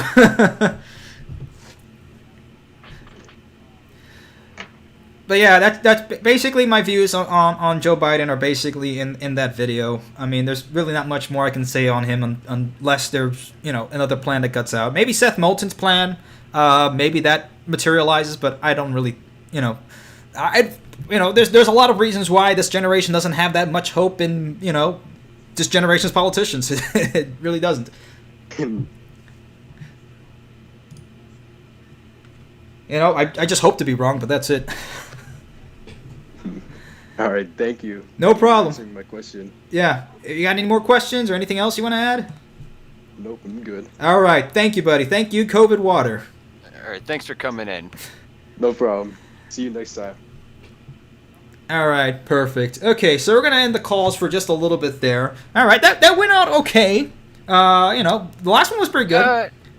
Yeah, that was. I'm like, finally, a decent question. Yeah. But... So, hey, it's going to happen. I mean, when you have a forum out for open, out in the open, you're always going to have that sort of thing happen. I mean, look at, at least we're not doing Mountain Dew's, pick a new flavor name that. let's maybe something like that will happen at some point. But you know what? Hey, it happens. I don't bear any responsibility for it to happen. It's just what happens, guys. Okay. All right. Speaking of, I want to talk about trolling over here. Miami's mayor wants the federal government to help pay for Elon Musk to tunnel under his city. Here we go again. So we're going to talk about the Hyperloop. But thank you, Jack, for keeping on board. So we'll do another round of calls soon. But you're doing an amazing job, man. All right, keep it up. I do my best. Of course, man. Everybody in the comments, give Jack here a high five. Put an 07 in the comment for Jack. He's doing really good here. All right, so this is what we're talking about. You want to talk about vaporware over here? This is just insane. And I take this kind of. I mean, I shouldn't take this personally. But it's kind of personal because I personally have met and know Francis Suarez, Mayor Francis Suarez, who used to be a Miami commissioner, and then he became mayor of the city of Miami. So there's the city of Miami, and then there's Miami-Dade County. Two different entities. Miami, the city, is downtown Miami and the little bit around it, and then Miami-Dade County is the whole county, of course. But Miami's mayor wants federal funding for an Elon Musk-built tunnel. He told Bloomberg on Tuesday. By the way, it's not the Hyperloop or anything. It's the boring tunnel. So basically, they're going to build the tunnels where the automatic Teslas are going to go in. So you're getting people mover Teslas, I mean, I don't know. It's just as dumb as it sounds. It's as dumb as it sounds. Suarez is aiming for Musk's firm to bankroll a tunnel project and charge a fee for people to use it, but he also plans to ask U.S. Transportation Secretary Pete Buttigieg about the potential for federal funding, Bloomberg reported. It would be wonderful if the federal government would involve itself in this project, Suarez said during a Bloomberg radio interview. Again, I don't know if he's being. I gotta see the whole interview or whatnot. If maybe I mean, it could be that the Bloomberg guy asked him about, what do you think about the Boring project, and what if Elon Musk were to come up with a project like that? Would you support it or whatnot? It could be Suarez was just saying yes just to amuse him. I don't know. But I mean, Suarez is very pro transportation. I mean, he's an intelligent guy, but I mean, I find it kind of hard. You know, thinking about it, I find it kind of hard that he would do this, but I wouldn't be surprised. So, this is not a good thing to be doing. Now Suarez is considering a more ambitious system that mirrors what the Boring Company is developing in Las Vegas, which is, it's still silly that they're doing that instead of maybe upping the monorail project that they already, well, not the project, it's already a running, service. If they could just improve on that instead of going ahead and building a boring tunnel underneath the monorail, which is actually going to now hurt the monorail. It's actually causing damage to it in the construction, so now the city's going to have to pay to keep the monorail up and going. But yeah, so the Boring Company is developing in Las Vegas. He told the outlet that he envisions a network of tunnels that will connect several key destinations and potentially slash a 40-minute trip to 5 minutes. I'm pretty sure they're talking about connecting... Where's he connecting to? Where's point A and where's point B? This is a silly article. I don't know. But this is just silly. Probably connect to the beach. They're probably going to connect underneath Biscayne Bay and connect downtown, the mainland, to the beach. Which is why the whole point of the Miami Maglev that we did years ago, hello? I mean, we did that. I actually presented it to Suarez, and he liked the project. We got to get back on board on that. I got to get back on board with that, you know. At least, if not to make it happen, at least to go ahead and prove to people that there is an alternative, and it's not taking, you know, automated Teslas in tunnels. It's stupid. It's honestly stupid. Stupid, and stupid. Have I made myself clear? It's stupid. And because stupid... Yes, you have. And because stupid things happen... This is an older article, but I just want to point it out there because this is what the rest of the country is looking at if we don't get our ish together and we don't start looking for opportunities to bring the rest of not just this generation, but every working man and woman in America to be able to have the opportunity to get around this country and not be living in something like out of the Elysium movie, where it's just, you know, you only have a poor class and a rich class. The middle class in this country was made because of manufacturing. We're going to lose that if we don't get on board and getting this going. But yeah, some people were asking, and I had some comments. Another reason why I brought this up, because I said in another stream that LA and Miami were the top two cities for unequal income distribution. And he was saying, oh no, it's not. It's actually San Juan, Puerto Rico. You know, it doesn't matter. Depending on what list and how you calculate it, what is Gini coefficient, etc. These cities end up on the lists consistently, and we got to do something about it. Something has to be done, and it really has to start with rail, passenger rail in general. Because passenger rail is not just about having a train that goes to point A to point B. There's a social aspect of rail that you can see in this country when we've had less rail in this country. Now again, correlation doesn't equal causation, but you can see that when there was less rail in this country, people have become more divisive, more away from each other. It was like in that book, Putnam's book, Bowling Alone. This is what's happening. You know, this is what's happening in this country, and it's, you know. And then, this is another funny Miami article. I think you guys have heard about this, what was going on in Miami Beach. Brace yourselves, Miami Beach. We may have another weekend of the spring break crowds. Oh, boy. But, yeah, we talked about that. But, look, this is the thing. We really have to, you know, projects like Brightline are really what we have to emulate and push forward in this country. And having manufacturing like this, because all of Brightline's parts are made here in the U.S., they're all USA compliant. The Siemens QSK95 engine, you know, the diesel engine, which I worked for Siemens for a while, it's made here in Indiana. They make it right down in Seymour, the plants in Seymour in Indiana, and that's a massive engine. They're massive engines. They call it the Hedgehog. Funny thing, because hedgehogs eat caterpillars, which Siemens is big. I mean, not Siemens. Cummins' big competition has always been Caterpillar, but and Siemens makes these trains out in California. So if we can have more companies like this, that now the Japanese are going to be having a factory over here in the United States to go ahead and build N700s, that will be fantastic. And to have American labor build American products. That's I just look at this, guys. I got to keep bringing this knife because it's funny, it's hilarious at the same time, but it's also not funny. Buy American and hire American, made in the PRC. This is the path we don't want to go on. That's what we're talking about. But yeah, all right. Let's get into the comments for a little bit. California has dropped the plan to return trains to the Tennessee Pass. Oh dear. Yeah, that's the thing. There's a lot of NIMBYs, and okay, look, it has to be said. I'm sorry, a lot of these NIMBYs are Boomer generation Americans. Okay, it's just the fact. Okay, I'm not saying that all Boomers are NIMBYs. I'm not saying that all Boomers are bad. But you have a vast majority of people that are overrepresented by one group. Okay, when we went to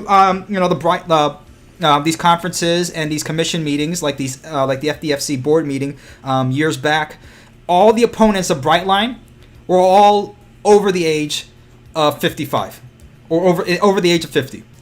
Every single one. There was not one young person, not one millennial, or even a Gen Xer. Well, maybe there was like one or two Gen Xers, but there was not one millennial that was against Brightline. Okay, Brightline had a mixed support of people, a mixed crowd of people. Okay, they had young, old, white, black, Hispanic, Asian, whichever.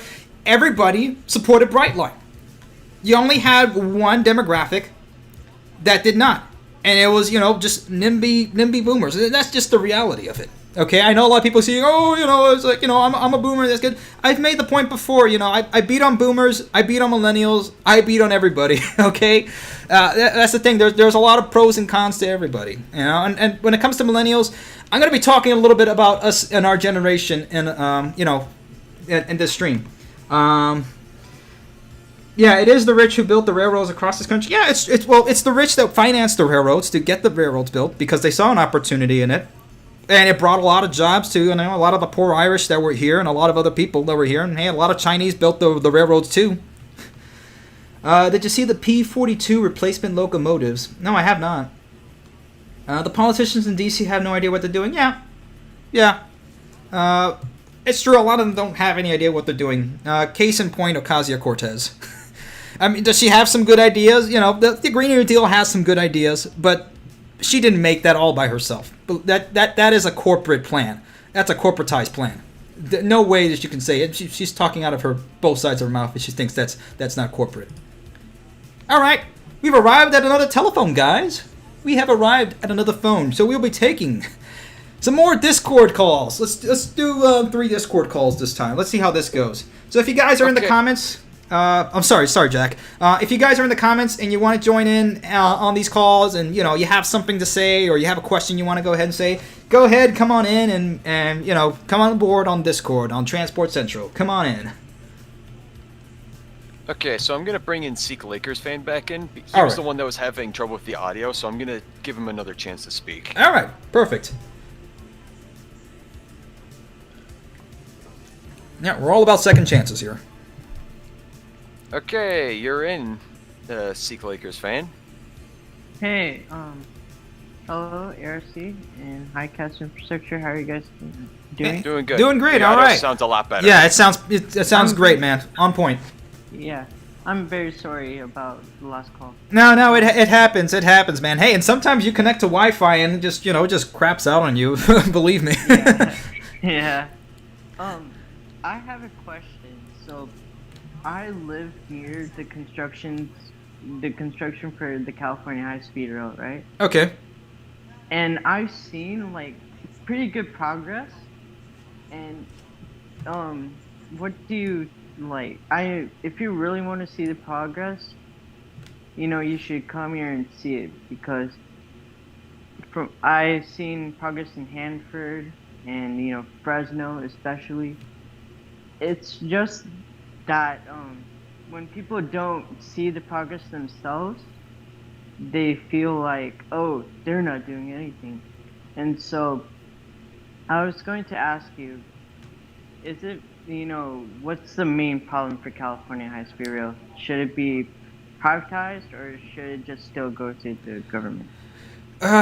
And here's the thing, and I do agree with you there that if people don't see what's going on, you really think nothing is happening. And I will say this: I have been harsh on California, and it's mainly not due that they're not building or anything like that. It's mainly due to all these setbacks and all these poor decisions that they've made throughout the years that has resulted in a lot of these setbacks. But yeah, I do agree. And the good thing that they're doing is that they're going ahead and putting out videos almost every single week or every single day on their YouTube channel, on California High Speed Rail's YouTube channel. They're putting out work every single day and showing you this is the updates that we've done in the Fresno, and this is the updates that we've done. Here's some Bakersfield. Here's some bridges that we're building in Bakersfield. So yeah, that's good. The main problem is that they don't have an actual consortium and an actual full out plan together. So it's not like Brightline that already had, we're going to make these trains, we're going to have this train set, we're going to have this station over here, we're going to have this route over here. We already have it secured. This is the timeline where we're going to build it. This is how much it's going to cost, and this is what we need. California and all their plans and all the pages of plans that they put out, they're only saying that we hope to get somebody who's going to do our train sets by this point, and we hope to get an operator, bid it out by this time. This is something that should have been done before any shovel was put in the ground. That's the problem with that, and I am ticked off that they haven't had this done before any shovel touched dirt. They should have had everything set out. They should have had who's going to do the operations, who's going to build the actual trains, who's going to build the stations, who's going to build the rails, who's going to build all the signals, who's going to do all this. They should have had that out before even starting out. And the thing was, they put the horse before the cart and just kept going, which is, in some sense, I understand why they had to do it, because if they didn't put the shovel down to the ground, it would not show, and they would not be able to collect on the federal funds that Obama gave back then, because they had a build by date, or else those funds are going to lapse and it would go back to the DOT and probably go to another state, or probably not, as bureaucracy goes. So they had to rush out in order to do that. The problem is they had years and years and years since the 90s when they had this authority out to get this done, and they didn't. I mean, even when back in the 90s, you had the Florida Overland Express, the Fox.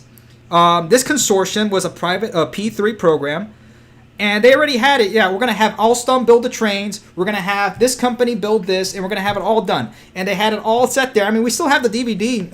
I put out the DVD on ARC, and it's on there. You can just put it on the Florida Overland Express, and the whole video sets out every single thing they're going to do. California has not done that, and that is why they keep messing up. So that is my thing, and look, it doesn't have to take a 19-year-old, now 27-year-old, to go ahead and tell a whole bunch of politicians and bureaucrats what to do. This should be common sense. I mean, we're all young here, and we all know that, and it seems like either they don't know it, or they're deliberately making these bad decisions. So it's either one or the other. Either they're dumber than us, or they're deliberately making bad decisions. I don't know at this point. I agree with you, Demetrius. That was a very good point. Yeah. I'm seeing the fuller picture now. Thank you. Yeah, no problem. I'm sorry I went a little long over there. I don't know if I did a little long. I think some people, agree with what I said, And if you don't agree, that's perfectly fine. If you want to disagree or what, comment or, come on here and we'll talk about it, civilly. But yeah, but thank you, Sikh Lakers fan. Thank you for the fantastic question. It actually went into a good segue. I appreciate that. Thank you. You're welcome. Thank you. All right. Okay. Let's see who's next. Legit Tomato. Legit Tomato. Is he a fake lettuce? Hi. Hey there. No, I was just making fun of the name Legit Tomato. I like that. How you doing, man? Thank you. Good. How are you? Is my mic working? I'm using. Yep, you are. Yeah, no, I hear perfectly well. Yeah, Snowball's a good. Or those are good mics. Yeah, definitely Blue makes their stuff. I'm using the Yeti right now. Oh, nice. Yeah, I just wanted to hop on and thank you for shouting out my series. I mean, it's done basically better than any video I've ever made. It's gotten like a ton of views in just the few days that it's been out. Really appreciate that. Oh, okay. Sam. Yeah. How are you doing, man? Good. How are you? I didn't know that. It's like, wait, what videos? Oh, yes, those. Okay, and then I just put 2 and 2 together there. Yeah. No, those are fantastic, man. You did a fantastic job on there. I mean, the way you edited it out and made everything concise and had every source put down and it just went from point to point. I think you did an excellent job there, man. You did perfect. Thank you. I really appreciate it. No, of course. Yeah, so the videos have been doing really well, and I'm already considering doing High Speed Rail Week Part 2, doing another thing. So I'm thinking I'm going to do one episode about like just updates on the projects that I talked about this week, and then I'll talk about probably like Caltrain electrification, even though it's not very high speed, and then the Hyperloop and why that's not as good as high speed rail. And they'll probably also get footage of the Avelias once they're in service. Perfect. And finally, maybe the Pacific Northwest high-speed rail. Am I missing anything? Yeah, no, I think those are sort of the big ones right there. Yeah, especially I've been meaning to do a video on the Pacific there, but yeah, no, those I think you have those down on point. All right, perfect. Yeah. But definitely, man. Look, if you want to come on board and maybe we can do like an interview or something like that at some point, we can go more in depth into it. Yeah, I'd be happy to. That'd be awesome. Of course. Awesome, man. All right. Anything else you want to say? No, that's all. All right. Perfect. Thank you. And thank you for the wonderful work you're doing, man. I appreciate it. No problem. Thank you. For the shout out. Yeah, thanks for coming in. I'll move you to Lounge 1. All right, cool. All right. Last one. Okay, so we got a guy named Ren1124, but that person doesn't... There's no one in this Discord server that has that exact tag, so I don't know if that's Crowbar in the queue or if that's Renal Reed. I'm seeing Crowbar K in the queue. I'm not quite sure. Final decision's up to you, man. So don't worry. Everything will just be your fault.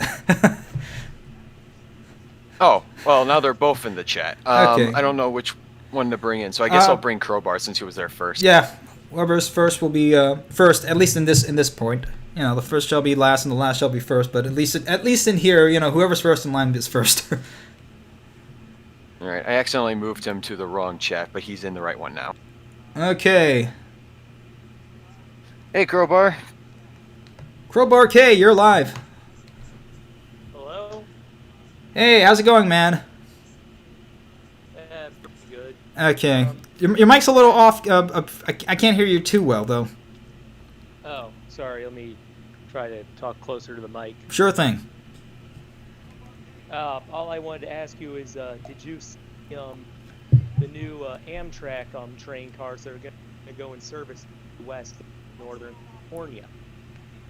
Which cars are they? Are they the Siemens Chargers you're talking about? The Siemens Ventures, I think they're called. Oh, the Ventures. Yeah, I think those are the electric versions of them. I'm not quite sure. Let me just look them out. Do you have like a link or something that I can find them at, or so we can put? Sure. Or let me see. Siemens. What are they called? Ventras.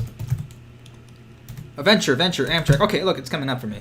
Yeah, I'm gonna try to put it up here in the comments, or in the in the stream so everybody can see. All right. Siemens Venture. There we are. Let's put it over here. There you go. Oh, okay. Oh, these are the rail cars. These are the passenger cars that they use on Brightline. Okay, so they do have a name.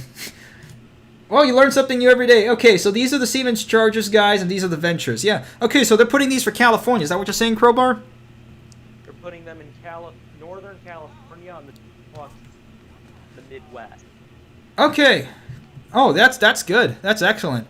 Okay, so yeah, and that makes sense because if they just put like the regular old Amtrak, because I've heard, because I've lived close to Beech Grove, and I've heard from some people that when they have the Siemens Chargers on there, that they've heard that it doesn't work too well with the older Amtrak equipment. So now having newer equipment made by Siemens and having these passenger rail cars on there. Yeah, and this is good. Look, this is exactly what America needs, and instead of the older Amtrak passenger cars.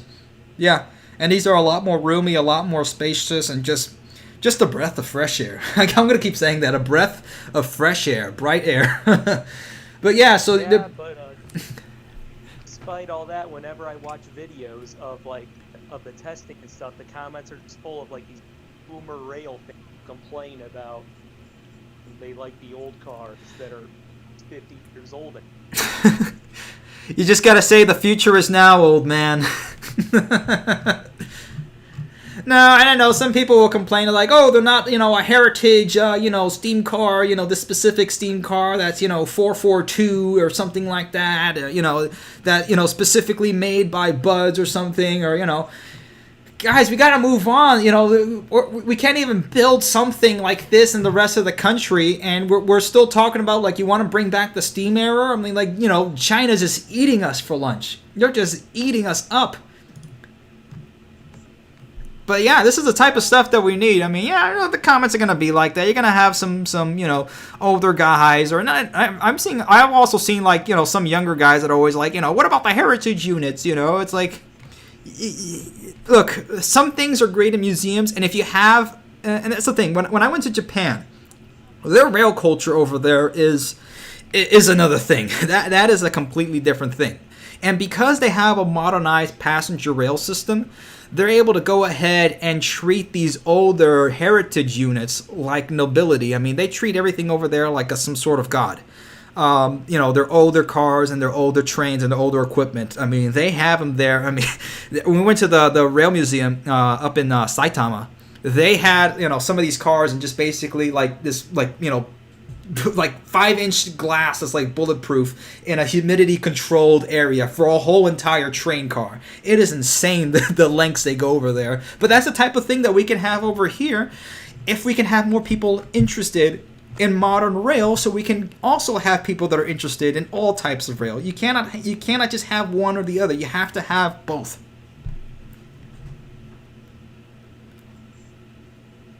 Yeah, I think I made myself clear there. I don't know, but yeah, what do you think about that, Crowbar? Yeah, nail on the head. Yeah. All right. Well, cool. Anything else you want to, any shout-outs or questions or any comments you want to? All I wanted to say, testing cars. Okay. Your internet's going in and out there, man. Can't hear you. Oh, sorry about that. I just wanted to say that I can't. Chicago and.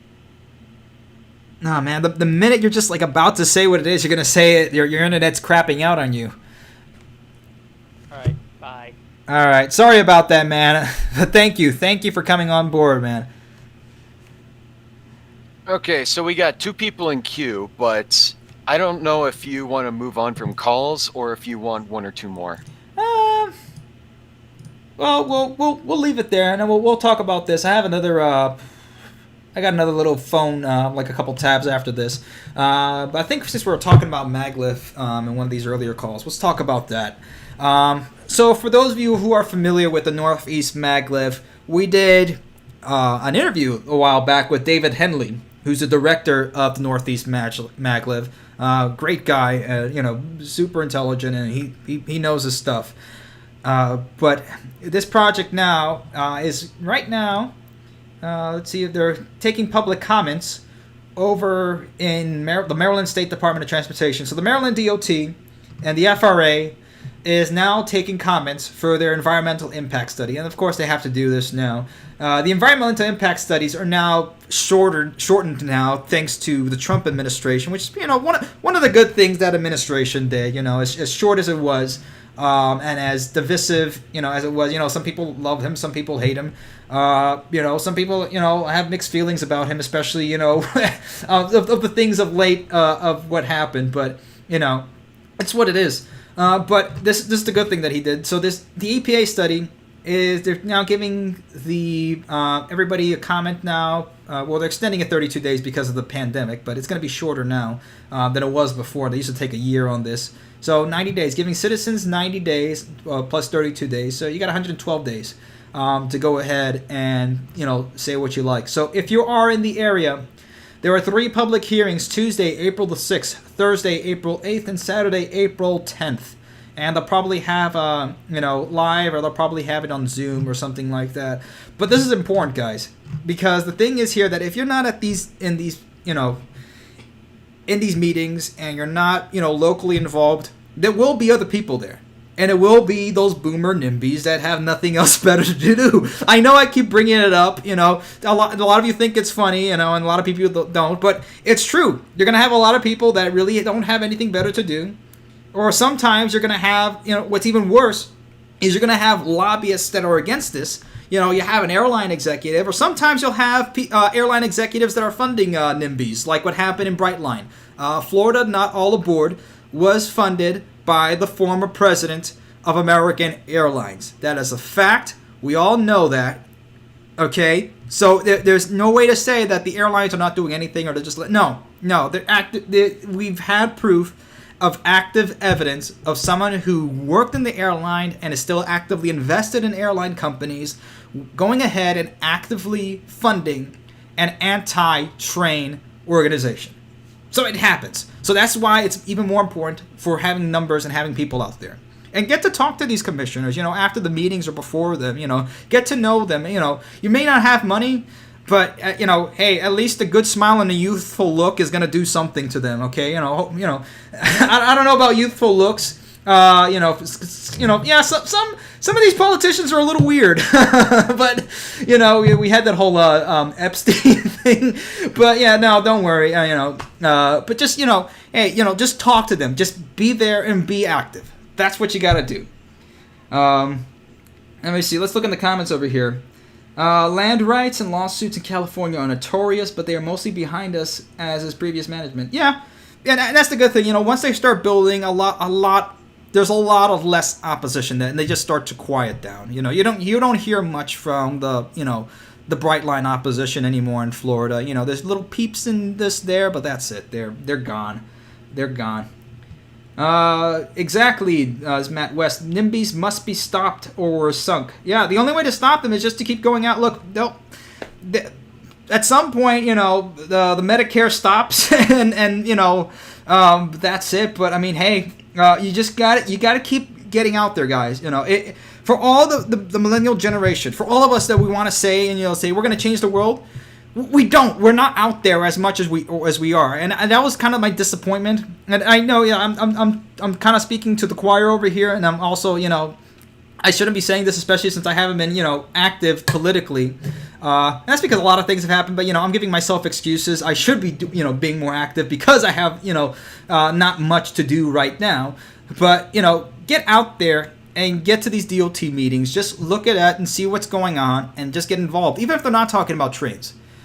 Just bring it up in a public comment. You never know if there's a journalist or somebody there listening, or on the Zoom call, or in the public meeting that is listening and wants to get your attention. And maybe, I don't know, maybe some investor is looking in the newspaper and finds your comment, and then 2 years later, there's a high-speed rail company or consortium that just pops out. You never know. We need to figure out how to switch NIMBYs to yes IMBY. No, you're not gonna change their minds. You're not gonna change these people's minds. You're gonna have to just get out there. Okay? We gotta just stop talking and just start getting out there. Yeah, time will tell. Time will tell. Edward Cortez. Okay, if what you say is true and the new team makes improvement, I will believe you. Until then, I unfortunately won't change my mind. I wish the best for Cali, truly the most beautiful state. I don't know if you're talking to me or to somebody, but yeah, it's true. Hopefully they are making the improvements that we've mentioned earlier. Hopefully they do. Speaking of Maglev, since Hong Kong has basically been taken over by the PRC, and they're basically part of the mainland now. It's what happens. It's what happens. This has been part of Chinese geopolitics for 4,000 years. We're just seeing a little snippet of it in the modern day. Hong Kong is part of a national plan for high-speed maglev train network, Transport Ministry says. So China has already, gone ahead and connected most of the country by high-speed rail, by conventional high-speed rail trains that go over 200 miles an hour. Now they're already going to maglev. And this is what happens. They're already far ahead, and they're just going on to the next step.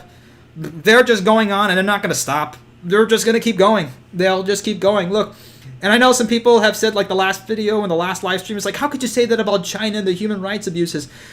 Of all the people who have been on the club, I have been the most anti-communist person. Okay, if someone of Cuban descent, I've been virulently against communism. Okay, you have Chilean rotors and helicopters that go in my head every time somebody says distribute the wealth or something like that, or something out of Karl Marx.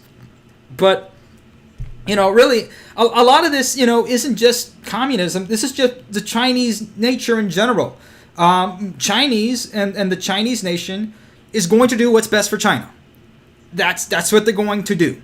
They're going to do what's best for China, and America is not doing what's best for Americans. They're just doing what's best for the dollar. And look, there's pros and cons to having, and not necessarily communism. I wouldn't say necessarily communism at all, but having dictatorial governments or monarchies, whatever, etc. The pros to them is that you have longer-lived governments that are more looking towards the long terms, and you're not having these short spans of different governments or switch from Republican, switch to Democrat, switch to Republican, switch to Democrat every 4 to 8 years. Now, you can have that if everybody's on the same page of what the country is going to do in the long term. But America has not been like that for a long time. You could say since World War II. Some people say earlier. But probably, maybe since World War II. Well, not so much because we had the Cold War and we had a single common enemy. We had a single common goal. But definitely after the end of the Cold War in 91. If things just started to go down from there. And after 9/11, things just plummeted down. I'm sorry for you guys who, weren't born in the early 90s. But, it definitely was a better time. And it just has gone downhill from there, since 9/11. But this is what they're doing, And I know what a lot of people are gonna say. Wait a second, that looks like the SC Maglev. Yeah, guess what? No one's gonna do anything. China has stolen, I don't know how much technology. Like, they stole the F-35s. We put $1 trillion into the F-35s, and they just went ahead and just made a copy of it. Russia right now is getting, they're consolidating, their two large, jet fighter companies, because China just keeps making, cheaper copies of them. They just keep making cheaper, MiGs and Sukhos. Nobody's going to do anything to them. We're not doing anything to them. If Russia's not doing anything to China, they're not going to do anything. And China has, taken the technology from Japan and from Germany, and their trains were originally ICEs, and they were, 500 series or N700s or, E3s or whatever. But they went ahead, they took it, they went ahead and reverse engineered it and made their own. And that's what they'll do. It's a different world out there. And this is what happens now because of that. This was from Disclosed TV. Good thing to listen to if you don't want to, anything like CNN or anything like that. An extra 259 billionaires were created in China in 2020, more than the rest of the world combined, as the communist country's economy outpaced all along the pandemic. And maybe this is BS. Maybe they're lying.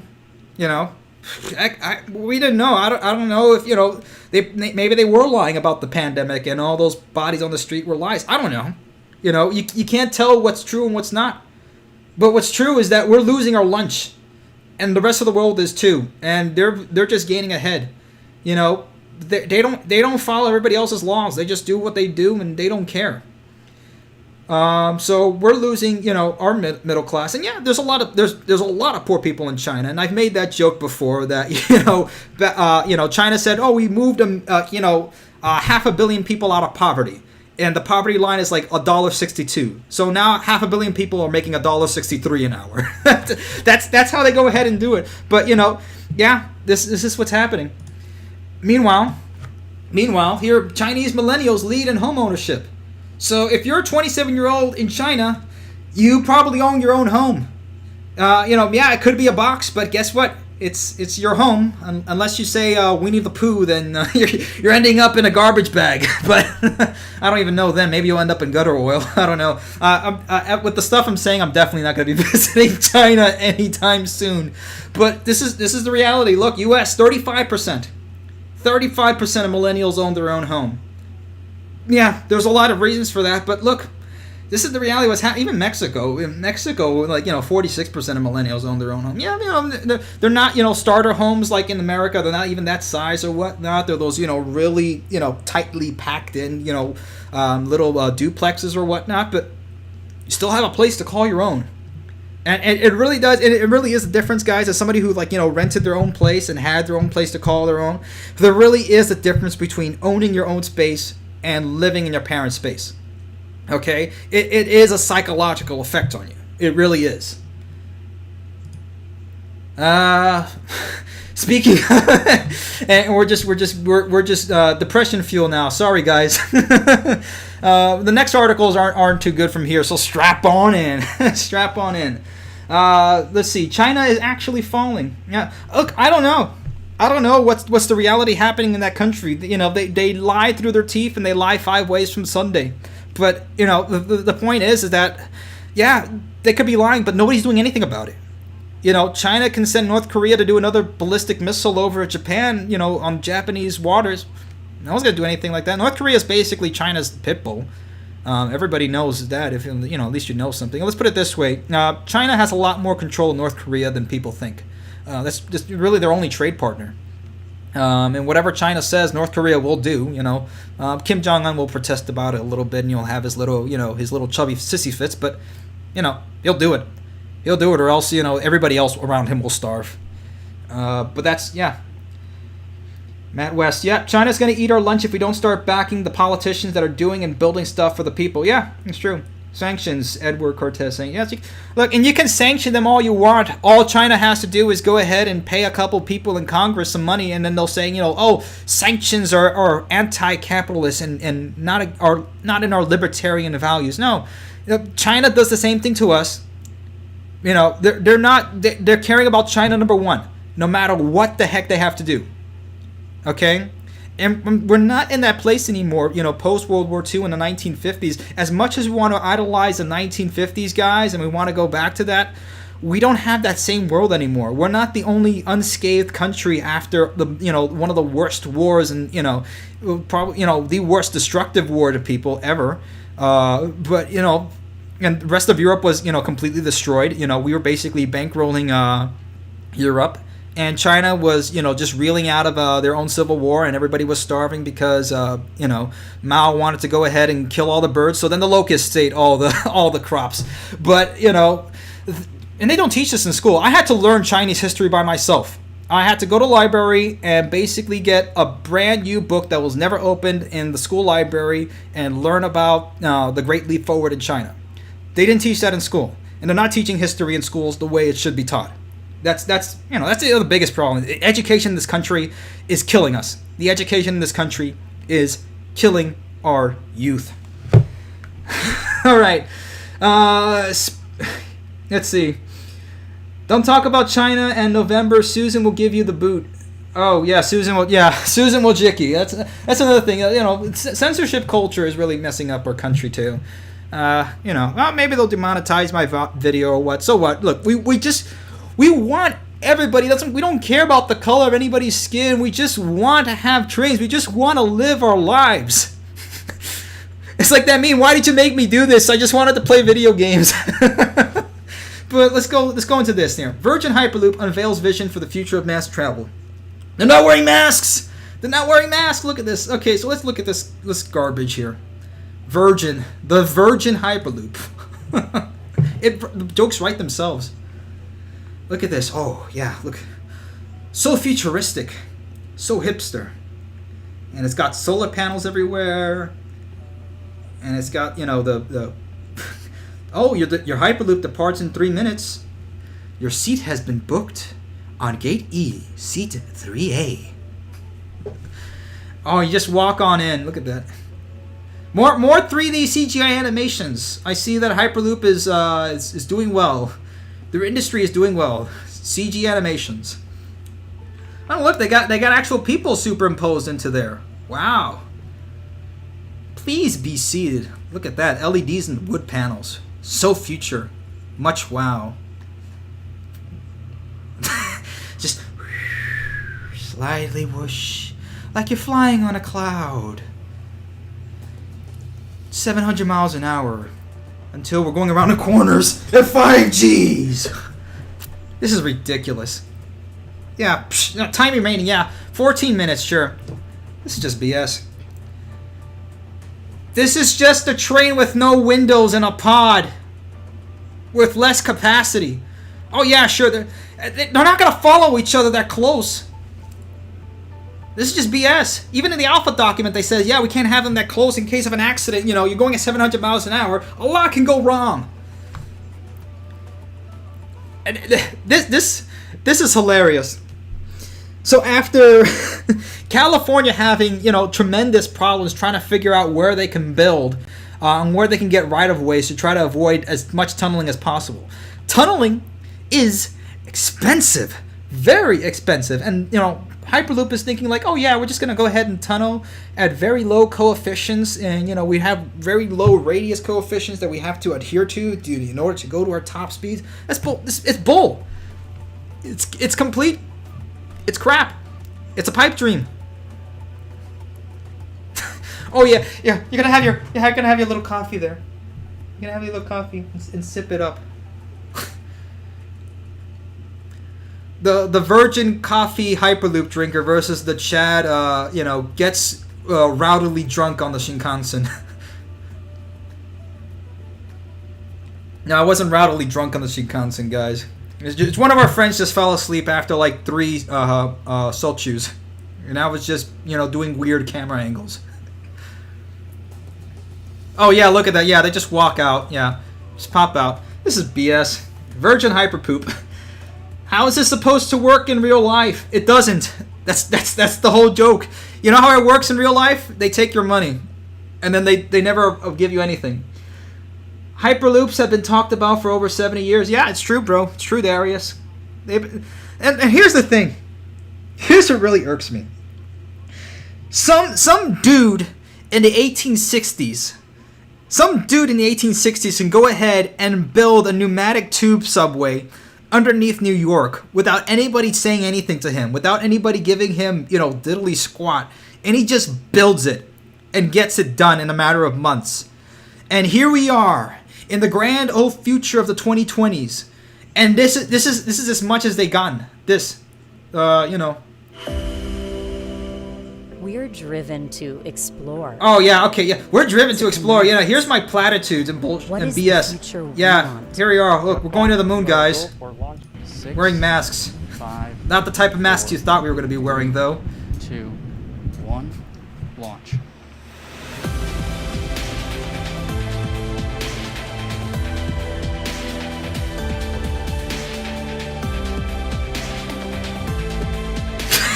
Today, the first people Wow. to safely on a Hyperloop. Wow, whoop-de-doo. Yeah, someone was itching for that red button there. She was itching for it. I don't know. This is so silly. Whoop-de-doo. They went 100 miles an hour back and forth. So what? So what? Japan did that like 50 years ago on a Maglev. You did it in one that's probably not as vacuum evacuated, air evacuated as you said. It's trash. It's trash. It is trash. And I dare any Hyperloop public official to come on the show and tell us that it's not a scam. Go ahead. Come on and tell us it's not a scam. Because it is. And if we keep falling for these scams, this is what's going to keep happening. 4 million miles of roads and more than 600,000 bridges across the United States. In many cases, crumbling faster than they can be repaired. It's terrible. It's terrible. I know it's terrible, but guess what? They're not doing anything about it. Someone said, at least dislike the video. Okay. Here we go. Here we go. Here we go.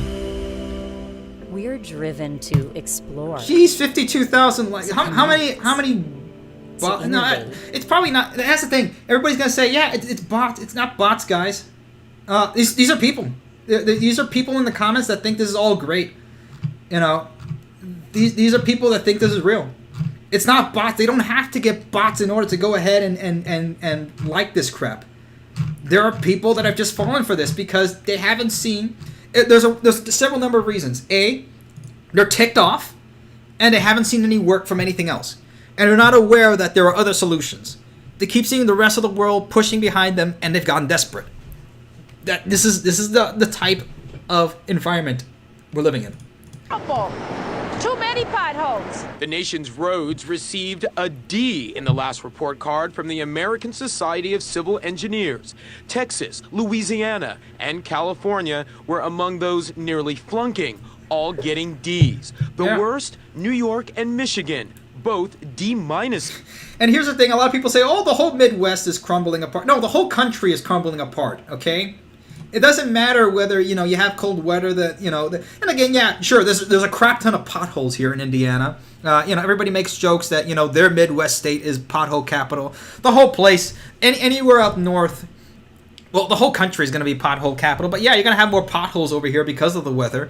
Holly's tire got completely obliterated by one of the potholes, and she's had to wait 3 days for a tire, and she hasn't been able to go to work. Okay, it hurts people. It hurts people, and guess what?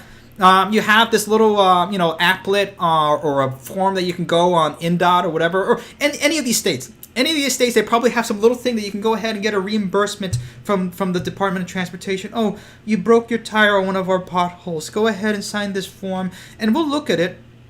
Never.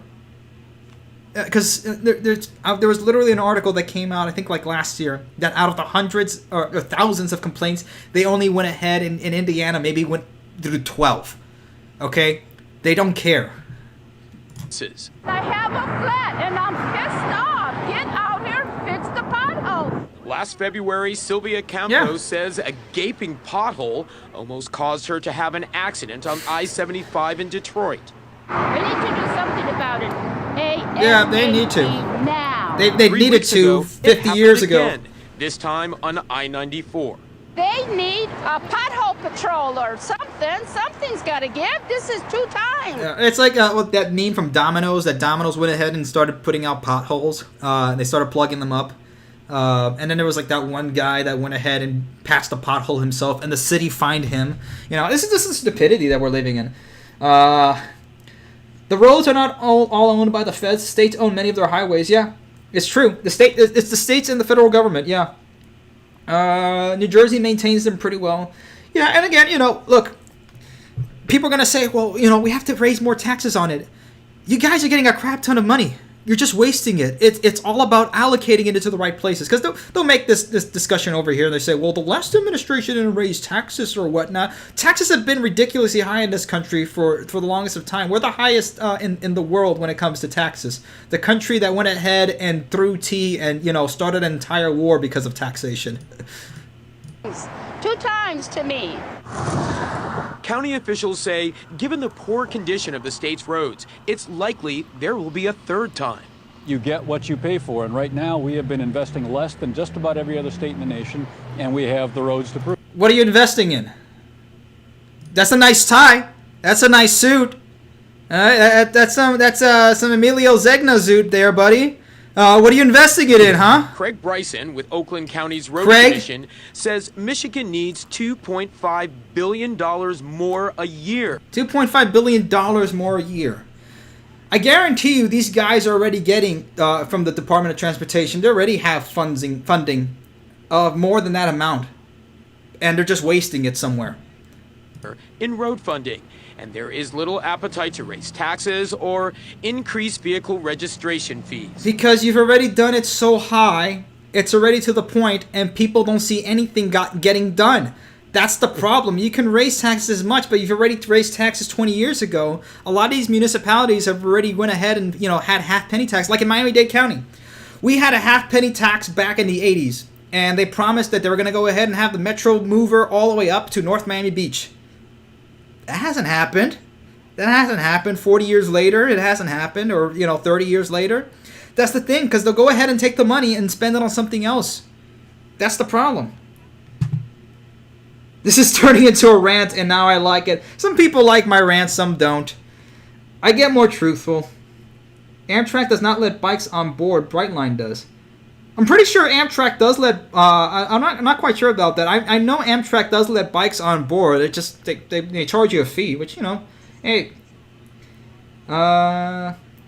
Virgin Hyperloop. Hate to tell you this, but every year of your life you can bet money that news channels will highlight this. But what it is, it's really a slow news day. Yeah, it could be a slow news day. They don't have a mass shooting to cover, which will probably be happening now every 5 days now. I don't know. We need the federal government to step up. It's not usually a slow news day. They cover this in little 2-minute snippets every day. That was crucial in every paving week. the way for President Trump's 2016 victory. Yeah. The great state of Michigan. Whatever the source of the money, one report found Build annual investments in the and buy nation's roads American. and bridges needs to increase by $32 billion. No, I won't. Look, I won't blame him too much. Okay, there's a reason why these people voted for him. They were sick. You ask anybody who voted for Trump, myself included. It was mostly because they were sick and tired of business as usual. Okay, it was like that. What Michael Moore said in 2016, and Michael Moore is very liberal. And he was saying, these people aren't rednecks or racist or anything like that. They're just sick and tired of it every single time, Goldman Sachs or anybody else gets a golden parachute. And they're left without a job. Their Ford plant moves over to China or whatnot. And they're left penniless on a broken Medicare plan. They're sick. They're unhealthy. And their family is broken. That's why. People voted for this man because they were sick and tired. It really didn't have anything to do that they were, and that's the thing, people are going to say, oh, they voted for him because he's racist. No, they didn't vote for him because it was racist. And people didn't vote for Biden because they want to put every right-winger in concentration camps or whatnot, okay? Some people are sick and tired of everything. It just happens. Let me see. We're still talking about Amtrak and bicycles. On Amtrak, you have to put your bicycle in a box. Yeah, Darius is correct. A box. The bike box. Barracks Rail. It's not the taxation that's the problem. It's the way the government uses it. Yeah, it all comes down to the way government uses the money. If they're gonna use it in a way that's gonna help people, then yeah, it's gonna help out. If they use it for large labor, and that's the thing. I criticize FDR a lot, but unemployment that was not fixed because of the programs. But if you had something like a large federal labor program, of course, Germany did that in the 1930s too, but don't accuse me of being anything at all. But did it help their country? Yeah, it sure did. You look at their propaganda videos, they have like a whole town population, like 50,000 people out with spades and shovels, doing chants and whatnot, and they're all lean and fit, and they're working on autobahns and stuff like that. I mean, I was reading the patent papers, and he was saying, how incredible it was, how much infrastructure they built, and we just went ahead and just blew it all up. Yeah, of course, if we wanted to win, of course we had to. But, I mean, it was incredible what they were able to do in just 10 years. And you don't have to look at Germany or anything like that. Look at China. Look at them. Look at them. They're building that. They're building that. And guess what? Guess what? They have homes. and they're just growing. I mean, we can say that, they're just, putting people in concentration camps and whatnot. But no one's going to do anything. For all those people that say never again. Well, what are you doing about China, huh? They have literal people in concentration camps actually picking cotton. Did you guys see that article that Xi Jinping has Uyghurs picking cotton? That's not a joke. That's for real. The UN's not going to do anything. What are they going to do?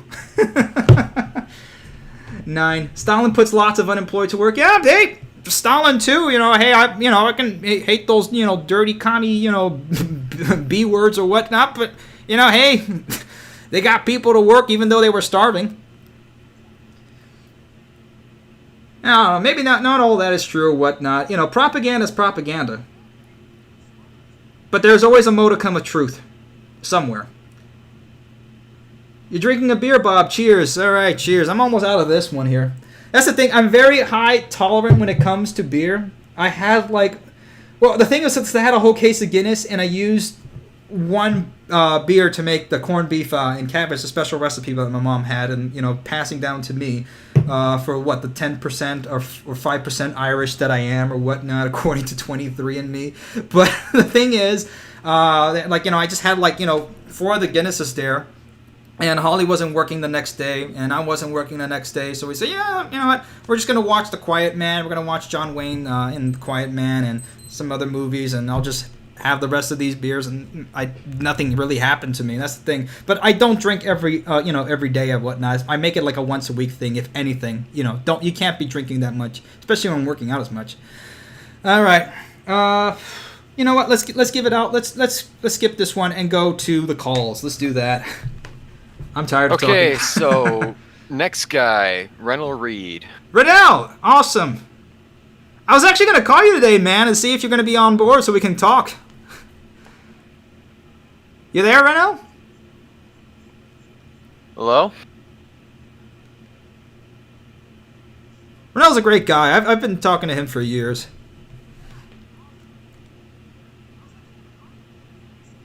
All right. Let me see. I see your comment over here now, on the YouTube, but you gotta put take your mute off so you can be able to talk here, unless you don't have it on. He's unmuted. Okay, Rennell. In fact, he's been sitting the next in line. Oh, there we go. Awesome. He's back. Awesome, man. How's it going, man? You hear me? Yeah, I can hear you. Yeah, Welcome aboard. Sorry, we kept you waiting in the next in line channel for so long. Yes. Yeah, that's all my fault, man. I just went on a rant. This is why you can't give me alcohol, because I'll just get smarter. How are you, Demetrius? I'm doing all right, man. Long time no talk. How's it going? Real good. I'm a comment on the Siemens venture coaches that somebody. Yeah, I still had that on, or I don't know where that went. Yeah, but they're like Brightlines. Yeah, those are the ones. Those are the passenger coaches on Brightlines. Yeah, let me see if I can just bring those up so everybody knows. Excuse me, so everybody knows what we're talking about over here. The Siemens Ventures, and there we go. There we are. Look at those beauties. Yeah, those are the ones with the Amtrak livery.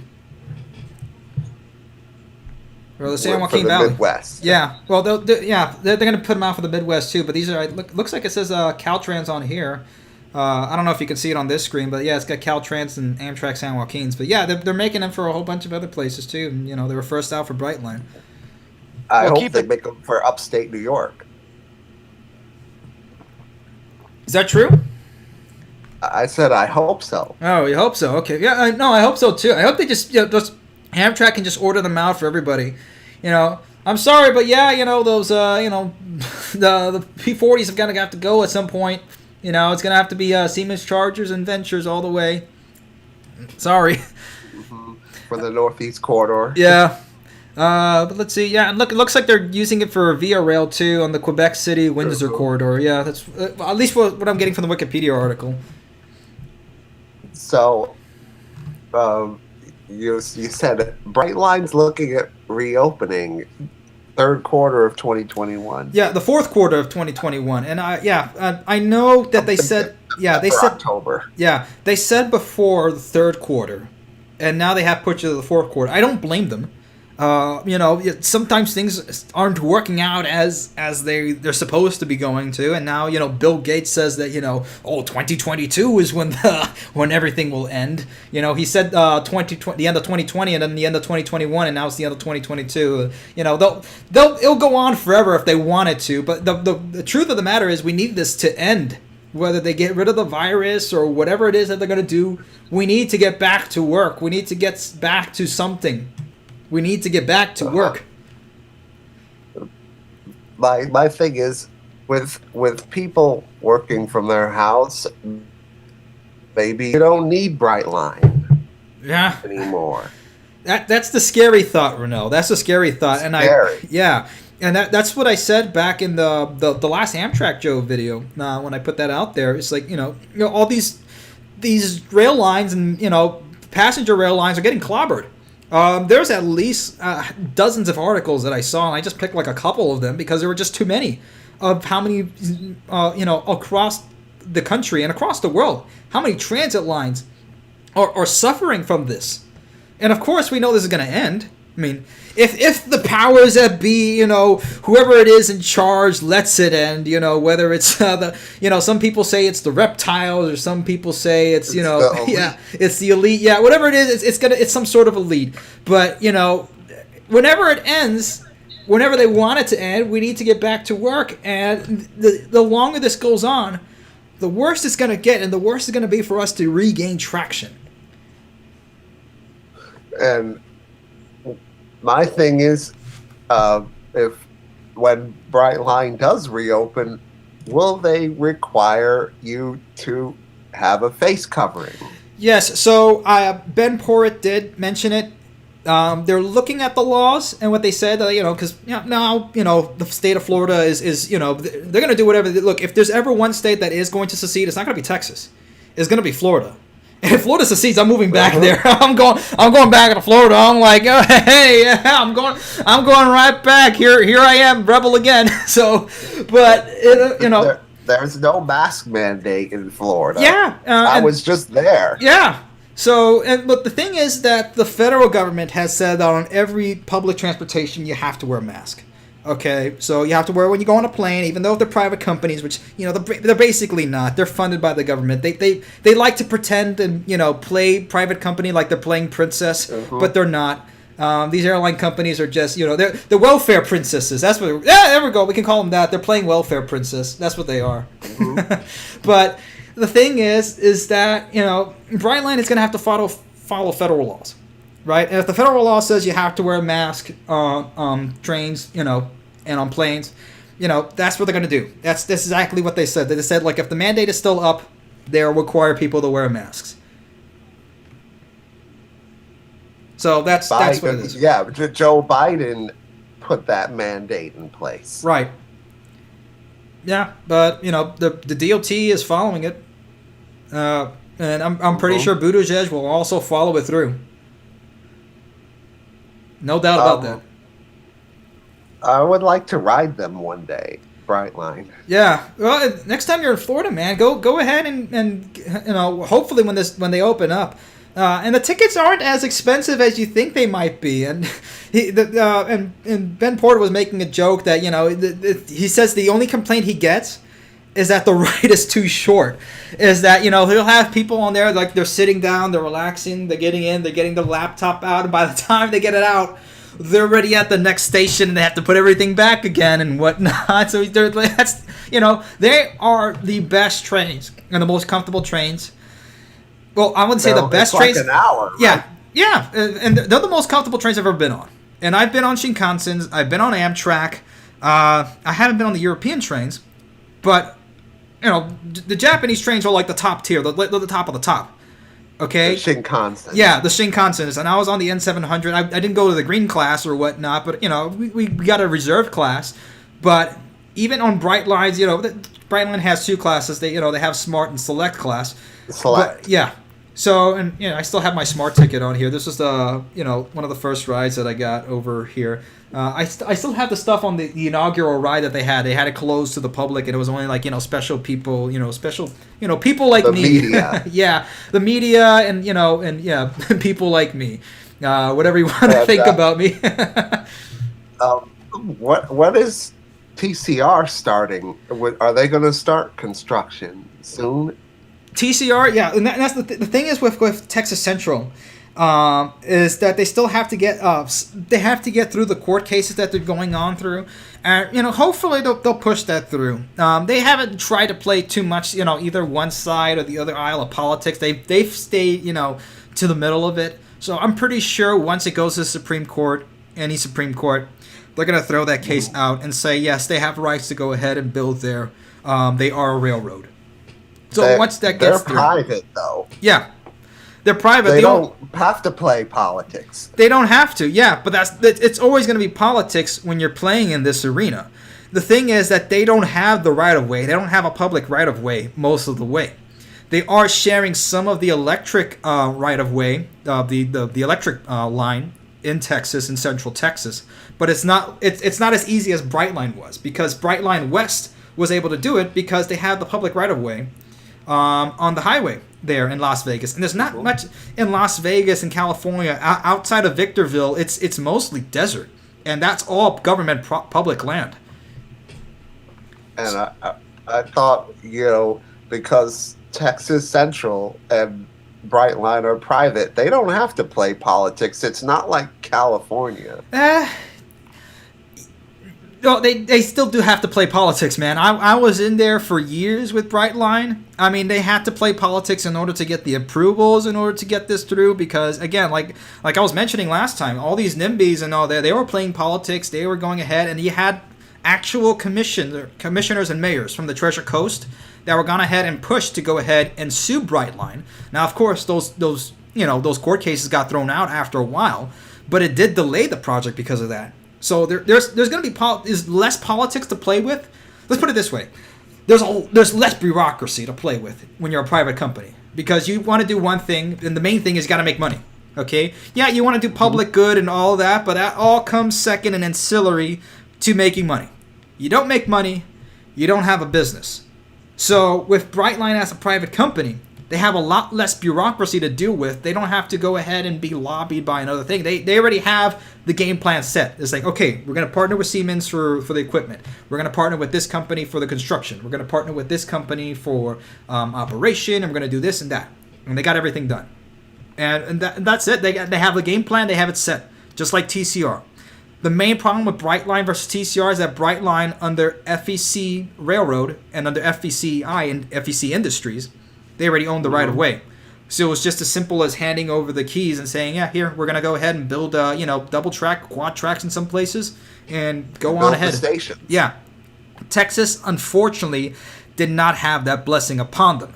So they have to go ahead and build out the entire infrastructure from scratch in places where they have to go over some private property and some private land. A lot of these, pastures and farms in Texas.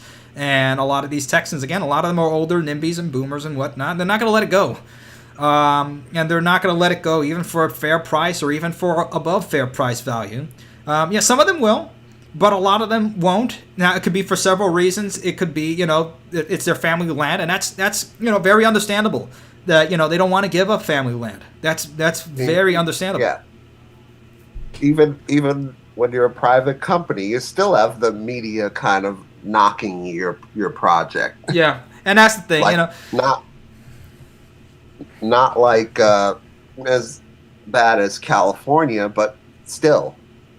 Yeah. TCR and Brightline were knocked. Media.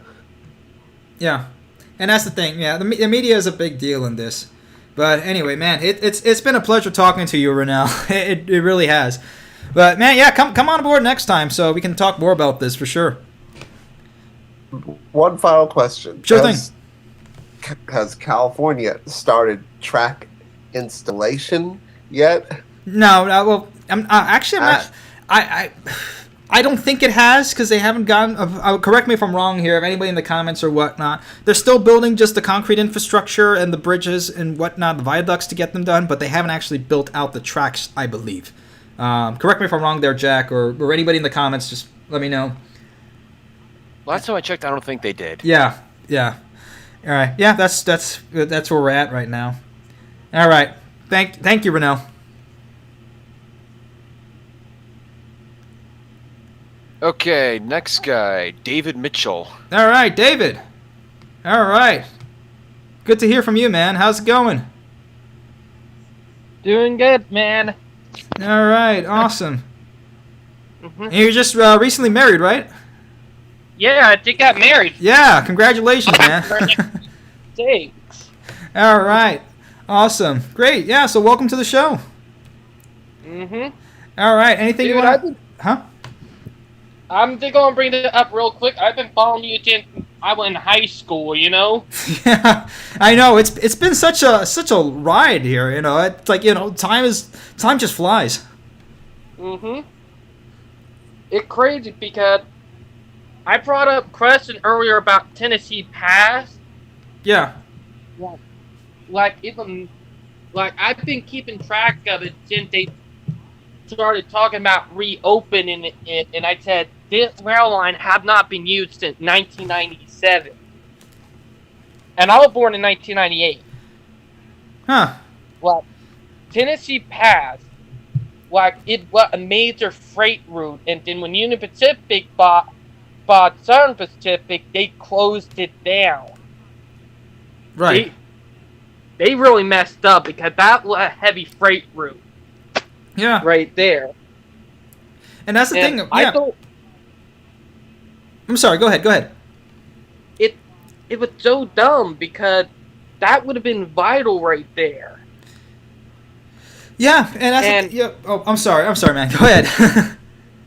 It would have been very vital because they would not have to go all the way around and get permit and from BNSF to go through their line, through the Moffett Tunnel.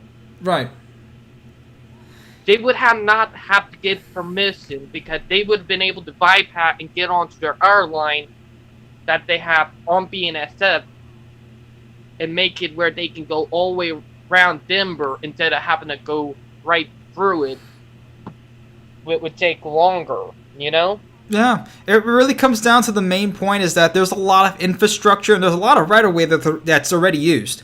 And one of the things that I'm probably going to bring up in one of these later episodes, I know I've been talking about rail trails and, you know, how stupid these things are. You know, that's just one example of how misused a lot of this older rail infrastructure that has been built up a legacy of, you know, more than, 150 years or whatnot. And you can go ahead and, you know, just fix them up, update it, you know, install PTC and everything else. Yeah. And start a commuter service. There was an area here in South Carolina that would have been very good for high-speed rail. It was called the Charleston to Savannah sub. It was abandoned back in the late 70s, before the 80s. Like, tracks were all pulled up before the 80s. Like, there were two Tiltum areas. But that track was pulled up sometime before Hurricane Hugo back in 1989. Yeah. Like, I live not far from where the actual line used to go through, but I actually live right by the A line, the CX A line with the auto train. Did with the line that actually took that line out of business. Yeah. Because it was much farther. It was much farther inland, but here, Dean, the other one was much straighter. Like, train would have been able to depart from Charleston, like from the center of downtown Charleston, and make it to Savannah. Yeah. But all track. I'm sorry. No, it's all right. That's all right. I'm sorry, man, because like I'm trying to. Not your fault, because you know we're just first trying this out. I'm just trying to go ahead and be able to get through most of these stories. I'm trying not to cut you off or anything like that. You know, definitely you should be able to talk and whatnot. But I get the point that you're saying, and it really comes down to a lot of these lines that have been, you know, either older ones that have been misused, like, you know, like the ones down in, you know, Louisiana, down over there, you know, and like what you're saying, the Tennessee Pass, a lot of these could be, you know, restored, reused, and actually get people moving back and forth. Yeah, whether it's freight, people, goods, yeah. Well, the Tennessee Pass almost had it happen, but I'm just going to cuss it once. The dumbass NIMBYs who live along this line went to their board and they won. They freaking killed the project. Yeah. That's awful to hear. I could send the article to the group, like, but it really just messed up how they managed to do this, because it was awful, because they just screwed up something that would have been able to help bring in job and money. Heck, the roads there, if they get cut off, like, they are going to have a hard time getting out. Yeah, imagine if they did the same thing to regular car roads that they say about because a lot of these interstates and a lot of these roads, they do the same thing that the NIMBYs complain about for all these rail lines. Oh, it's going to bring in this and that, and it's going to be noisy, and it's not going to bring in business and whatnot. How many highways have destroyed neighborhoods in so many places? Oh, yeah, heck, if you go back to the 50s and 60s. The interstates are what helped promoted segregation, in a way. Like, it was black and minority neighborhoods that got torn down because of the interstates. Yeah, and for all these Democrats that really want to talk about, and now it's coming up again or whatnot, but they've been saying it for years of how much they want to bring, equality and whatnot. Well, then start with infrastructure. Start with infrastructure then, okay? Go ahead and help us to get us all jobs and stop shipping jobs away for everybody, who's black, white, Hispanic, or whatever, and get us all jobs over here if they really care about having equality. Mm-hmm. Well, I'm going to put the link to the article in the chat for you. Definitely, yeah. And everybody there will see it, and I'll take a look at it too. Yeah. All right. Well, I just sent it in the live stream chat. All right. Yeah. If I see it, or if any mods are on the chat, going ahead and approve it, so everybody else can see it there. Who's ever interested in the Tennessee Pass? Just one thing over here. It seems like one of our commenters is saying, how many main lines in the U.S. have a 3% grade? Saying that the Tennessee Pass, the reason why it's not being used is because it has a high grade. Again, there's a point in that, but there's ways that you can go ahead and just reroute some of the lines that are have too much of a grade. That's going to just be ridiculous with that. What's your opinion and take on that? The grade on the South Carolina North Carolina border, right up in the mountains, and that were rail bank back in 2001. Yeah. The Jeebit mainline rail grade was the Saluda grade. You ever heard of that? No. It was owned by Norfolk Southern. It was the cheapest grade in the United States before it got rail bank. Okay. At 4%. It was deep. Like, literally, it was cheapest rail grade. Like, the way in production, we did a documentary on it, on his YouTube channel. Heck, I'm actually planning to do it on my YouTube channel one of these days if I get a chance. Yeah, definitely. If you do, send it over here so we can go ahead and push it out there.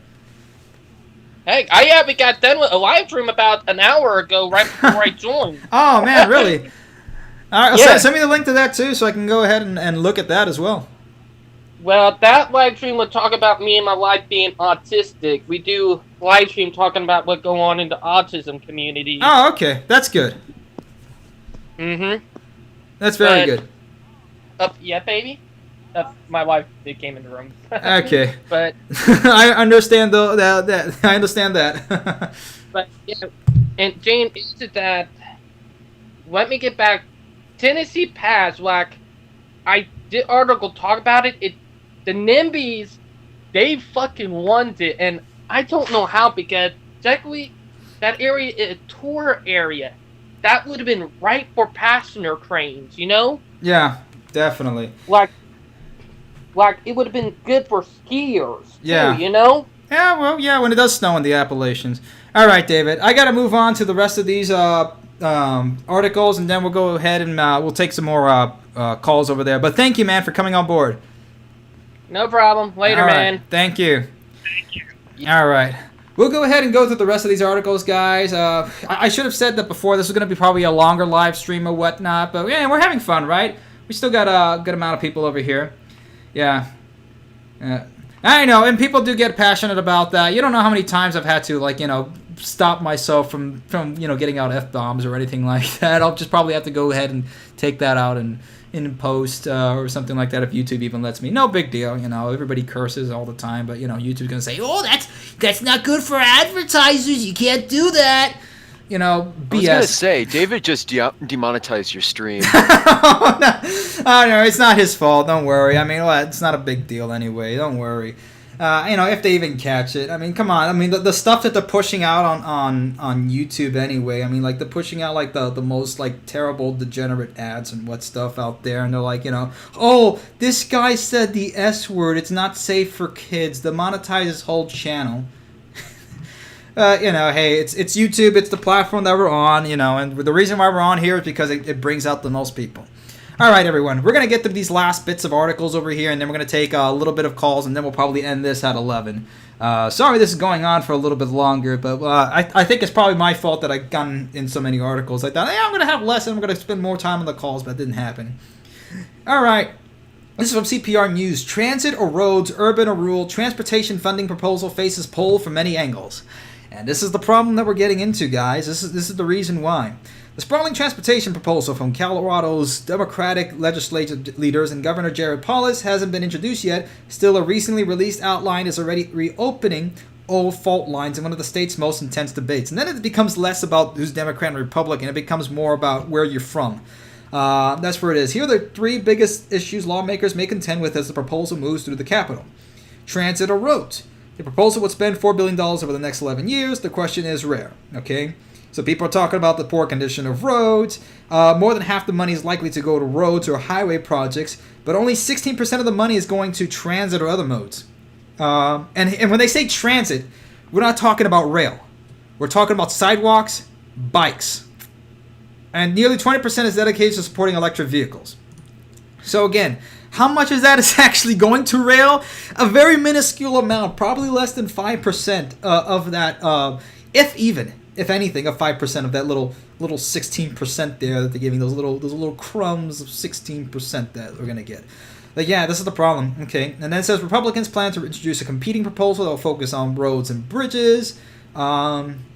And it looks like the Democrats are probably gonna focus on little electric vehicles and bikes. Nothing that anybody really needs.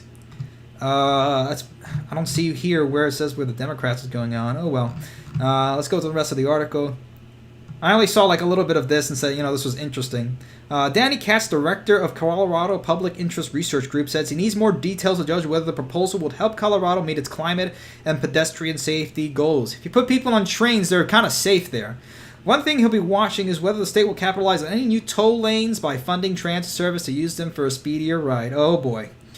They're going to get into the same situation that we have here on the Indiana toll road.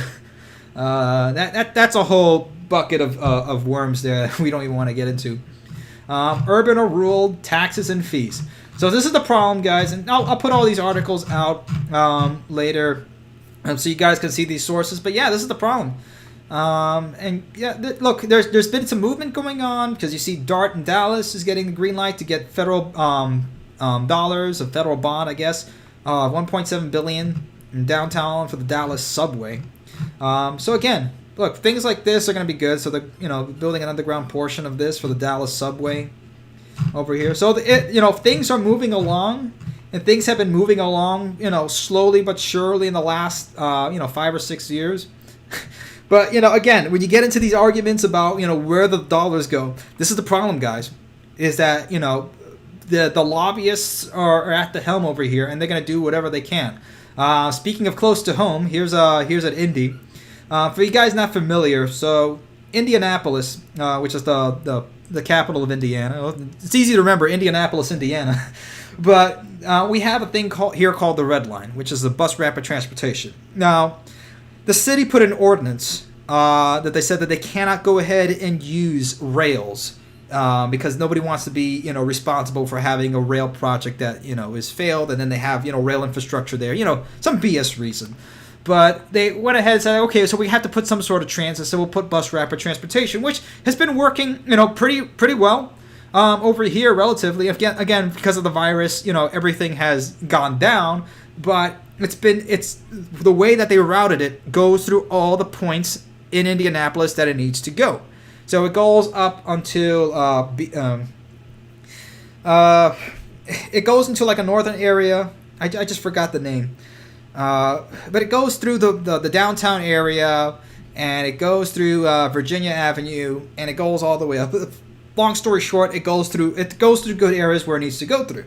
Okay, so now they want to install another line, but the city wants to go ahead and build more roads. And this is the problem. And this is the problem where it's going to be all over the place, folks. So this is why we have to be out there and getting out. And it looks like we're going to be stuck inside for a little bit longer. I don't know. So, yeah, this is what I was talking about. Bill Gates says the world should be back to normal by end 2022 due to vaccines. If we're not all taking, like, you know, a billion needles in our arm for the next whatever. But let's talk a little bit about this generation. And then we're going to go into comments and questions. Looks like we're getting there on time. I've caught up a little bit now. It's 10:29. So I wanted to end most of the stuff by 10:30. So we're doing good. The average net worth of millennials by age. So there's a lot of data over here. Long story short, we're poor. We're a lot poorer than our parents and the last generations were. So for those of you, let's do a little quick thing in the comments. If you're a millennial, that means born between 1981 to about 1995. Let's do 81 to 95. If you're born from 81 to 95, put a 1 in the comment. If you're a Zoomer, okay, Generation Z, which is 95 to like 2010 or something like that, put a 2 in the comments below. 2. There you are. Yeah, you're 2. I know that. Yeah, I can't see the stream, so I just have to say it out loud. No worries. Renell Reed, yeah, you said BRT is pretty gross. Yeah, look, I wish it was a streetcar, and Indianapolis had a very robust system of streetcars, just like many cities back then in the United States had. You know, it would be nice to have a streetcar. You know, it's a lot more efficient. It's been proven everywhere that streetcars are a lot more efficient than bus rapid transit. All right, 2. Okay, looks like we have a lot more Zoomers here than millennials. 1 and 2, 1995, yeah. 2, 1, 2. All right, looks like we're mostly Zoomers here. Well, you're on the same boat because it's even worse for you guys. Because when I say millennials and Zoomers, I mean I'm usually talking both because it gets even worse. So, you know, me born in 93, our net worth is negative $14,447. If you're born in 98, $38,000. It's double. You know, it's just terrible. Nearly double. If you're a boomer, put an X. You know, if they can find the keyboard and the enter button. I'm joking. Don't worry. Yeah, we have some boomers that listen to us. Some based boomers. 82, 93. All right, yeah, here another 93. Awesome. Okay, we're one of the last years to remember the AOL sign on. Those were good days. 89. Okay. All right, so yeah, so we're all poor millennials and Zoomers, but we're not just poor. Where's the other article here? Oh, there we are. We're also unhealthy and suicidal here. Shocking study finds millennials, Gen Xers. This also said Gen Zers, or there was another article that said Gen Zers. Are in poorer health than their parents. So, you know, while it's a common belief that most things get better with each passing generation, so the peers' health is not one of them. There we go. We're you know, and again, all this in decline from, you know, again, we keep blaming the same generation, but our generation isn't doing much about it. We're just complaining about it, and we're not doing anything. So, and this is what I'm saying, folks. Okay, we can be poor and whatnot, but it really comes down to, it's like, you know, we are in a decline in this country. This country is in decline, but you know, I'm still here, so I'm gonna keep acting as the wake up bell to get us all in shape and healthier, and hopefully a little less poor. But the thing is, you know, the reason why we want this built, the reason why we dream about this, and the reason why we want this so much and all of this, because it comes down to having a better lifestyle, to having our kids to have a better lifestyle, and our future generations to have a better lifestyle, and to enjoy what the American dream is supposed to be. If there's an American dream left, right? Some people, you know, believe that the American dream is dead. The American dream has been long dead. Some people still believe it is. Whatever you do, the point is this, okay? You still got to live your life, okay? So we can live our lives complaining about it or whatnot, or we can help to build this. That's the whole point, okay? And look, if you're poor or whatnot, you know, you don't have access to more money. Yeah, it's true. If you have access to more money, you have access to better quality food. but you can still make better choices even if you're poor, okay? So instead of paying $10 for McDonald's, you'll go buy 4 pounds of ground beef, and there you go. You have dinner for, 2 or 3 days. Save money, work out, that's what I'm doing here. Like, even if I have nothing to do, thank God that I have a home gym here, and I'm, able to go ahead and press 215 for reps on the bench press. But we got to get back into shape, guys. We got to get back into this, and we got to show the world that we're not these little kids anymore. Because a lot of the boomers still treat us like kids, and they still think we're kids.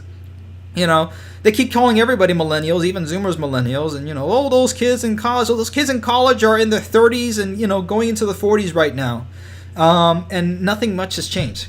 So we got to get into this. All right. And yeah, you can save money or crypto or whatnot, and yeah, the dollar is going to fail at some point, probably in this decade. But if you're working, save money and build yourself up. And even if you're not working, if you're collecting unemployment because you've been laid off, or because you weren't able to get a job, or because you were going to get a job and then COVID killed off your job that you were going to get, same thing, except in smaller quantity. All right. You don't need a billion subscription services on Netflix or anything like that. Go read books, go outside, go to the park and run. We got to get some sun, and the sun is free until Bill Gates captures the sun, and then we have to pay for the sun. But that's what we got to do. We're in decline, guys. Let me see any more. Oh, yeah, here's some more depression fuel for us, since we feed on depression. Big tech leads the pack in corporate lobbying spending in 2020. So here you go. Here's a reason why you're not getting high-speed rail. Look at that, Boeing and Lockheed Martin. Well, Lockheed Martin makes much more instead in weapons. But Boeing, Northrop Grumman, Raytheon, and I live down this, close to Raytheon over here. They want to fund, of course, from wanting to start another war or whatnot. But yeah, they want planes. They want planes. You don't see Siemens on here. You don't see Kawasaki or Mitsubishi or any company that does trains or Alstom on here. Okay, these are all tech companies, and these are all weapons companies. That's what it is. That's what it is. Here's a funny video. So some people say like, oh, the riot in January 6th or whatnot was an insurrection. You see what's going on in France? If only we had the balls of these protesters in France. If it was anywhere close to what this actually was in DC, yeah, maybe you could have called it an insurrection. But look at this. Farmers have gotten mad in France because France is putting in some more restrictions or whatnot on farmers, and they're losing their minds. Well, the French, whenever they protest, God bless the French when they protest, because when heads literally start to roll at some points. Well, yeah, look at that, taking tractors, and imagine if we did that. If we wanted people to get back to work, if we wanted jobs, if we just took tractors and bulldozers and started going that. Look at that. There you go. See, this is funny. You've been seeing, the police, moving forward, all throughout the summer. And now you have a big giant tractor and the police are moving back. They're like, yeah, get out of the way. We're not going to be able to stop the tractor here. Yeah, imagine if you had that. We'd be building railroads pretty soon. I'll guarantee you that. All right, there we are. So we're going to take the last round of calls. Yeah, let me just look at the comments here while we get another caller on. I guess that makes 3 of us from 1993, yeah. Okay, yeah, that's cool, there's 3 of us from 93. The federal government puts sugar into milk, major problem, yeah. And that's the thing, a lot of these subsidies, like corn and soy, there's a lot of farmers here in Indiana, it's like, the only thing they can do to make money is either corn or soy. They'd love to grow other crops. The only way you can make other crops is either if you're growing enough corn and soy to make it through that you can grow these other crops in order to make some side money and whatnot and sell it in farmers markets and whatnot, or either that or you're the Amish and you just don't care about the GDP. Maybe the Amish are onto something here. Maybe they just maybe we just need our own society where we can just be away and just make our own little communities and our own little railroads and nobody can bother us. Maybe that's what we need. Religious railroads. But yeah, that's the only way you can build. You cannot, because corn and soy are heavily subsidized so much by the government that you're basically punished if you grow any other crop. Yeah, what a shame. Great video. It is. Isn't that fantastic? Look at that. Imagine if that happened on January 6th, guys. I don't think I don't think Joe would be president. For those of you guys that were, thinking that, the insurrection or whatnot, or some guys, going on, it wasn't that. All right, it wasn't that. It was not that. So relax. All right. Oh, where's my other? There we go. All right. So phone booth call. It's calling time. All right. Okay, SD70 Ace. SD70 Ace, welcome aboard. Hey, I got some topics I want to talk about. If that's Awesome. Cool with you guys. Sure. All right, hold on here. Let me turn my speaker on. There we go. All right. So, first I wanted to talk about Amtrak's new cars. Okay. That seems to be the big topic for tonight. Everybody wants to talk about the ventures. Well, yeah, because I've been riding Amfleets, and they're super rough. They have, the same trucks as the Comets. They have barely any suspension. They're super rough, especially when it speeds up. Yeah, because I live near the Empire Service Line. So, I'm sorry, I'm bad at, talking in front of large groups of people. No worries. You're just take it slow, man. Don't worry. So, I was riding on, so usually when I go down to New York City or something from, Albany, I usually go on 48 or 49, which is a Lakeshore, because they have viewliners on them. Those are a lot more comfortable than Amfleets. Yeah. And also, I think another great design. So over France and stuff in Britain, they have their own rooms. If you book a coach seat, it doesn't have to be a sleeper. Amtrak should test those out and see if they can turn a larger profit, so you're not near everyone, because everyone prefers social distancing and other stuff like that. Yeah, and there's definitely solutions like that work. And Amtrak does have their sleeper cars, and I've been on everywhere on the Silver Star and Silver Meteor. I've slept in the coach. I slept in sleepers. I even slept in the massive sleeper, which has seats 4 or whatnot. Since we had enough Amtrak points at that time to get that. But yeah, the main problem what you're saying is that a lot of these Amfleets are so old and rusty, and they're older cars from either that they were made in the 70s and 80s to replace the older fleets at that point.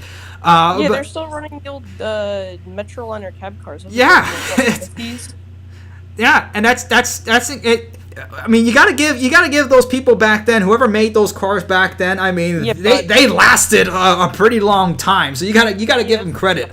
But Amtrak's still using them at this date and age. Yeah, this is why the rest of the world laughs at us and laughs at our rail system.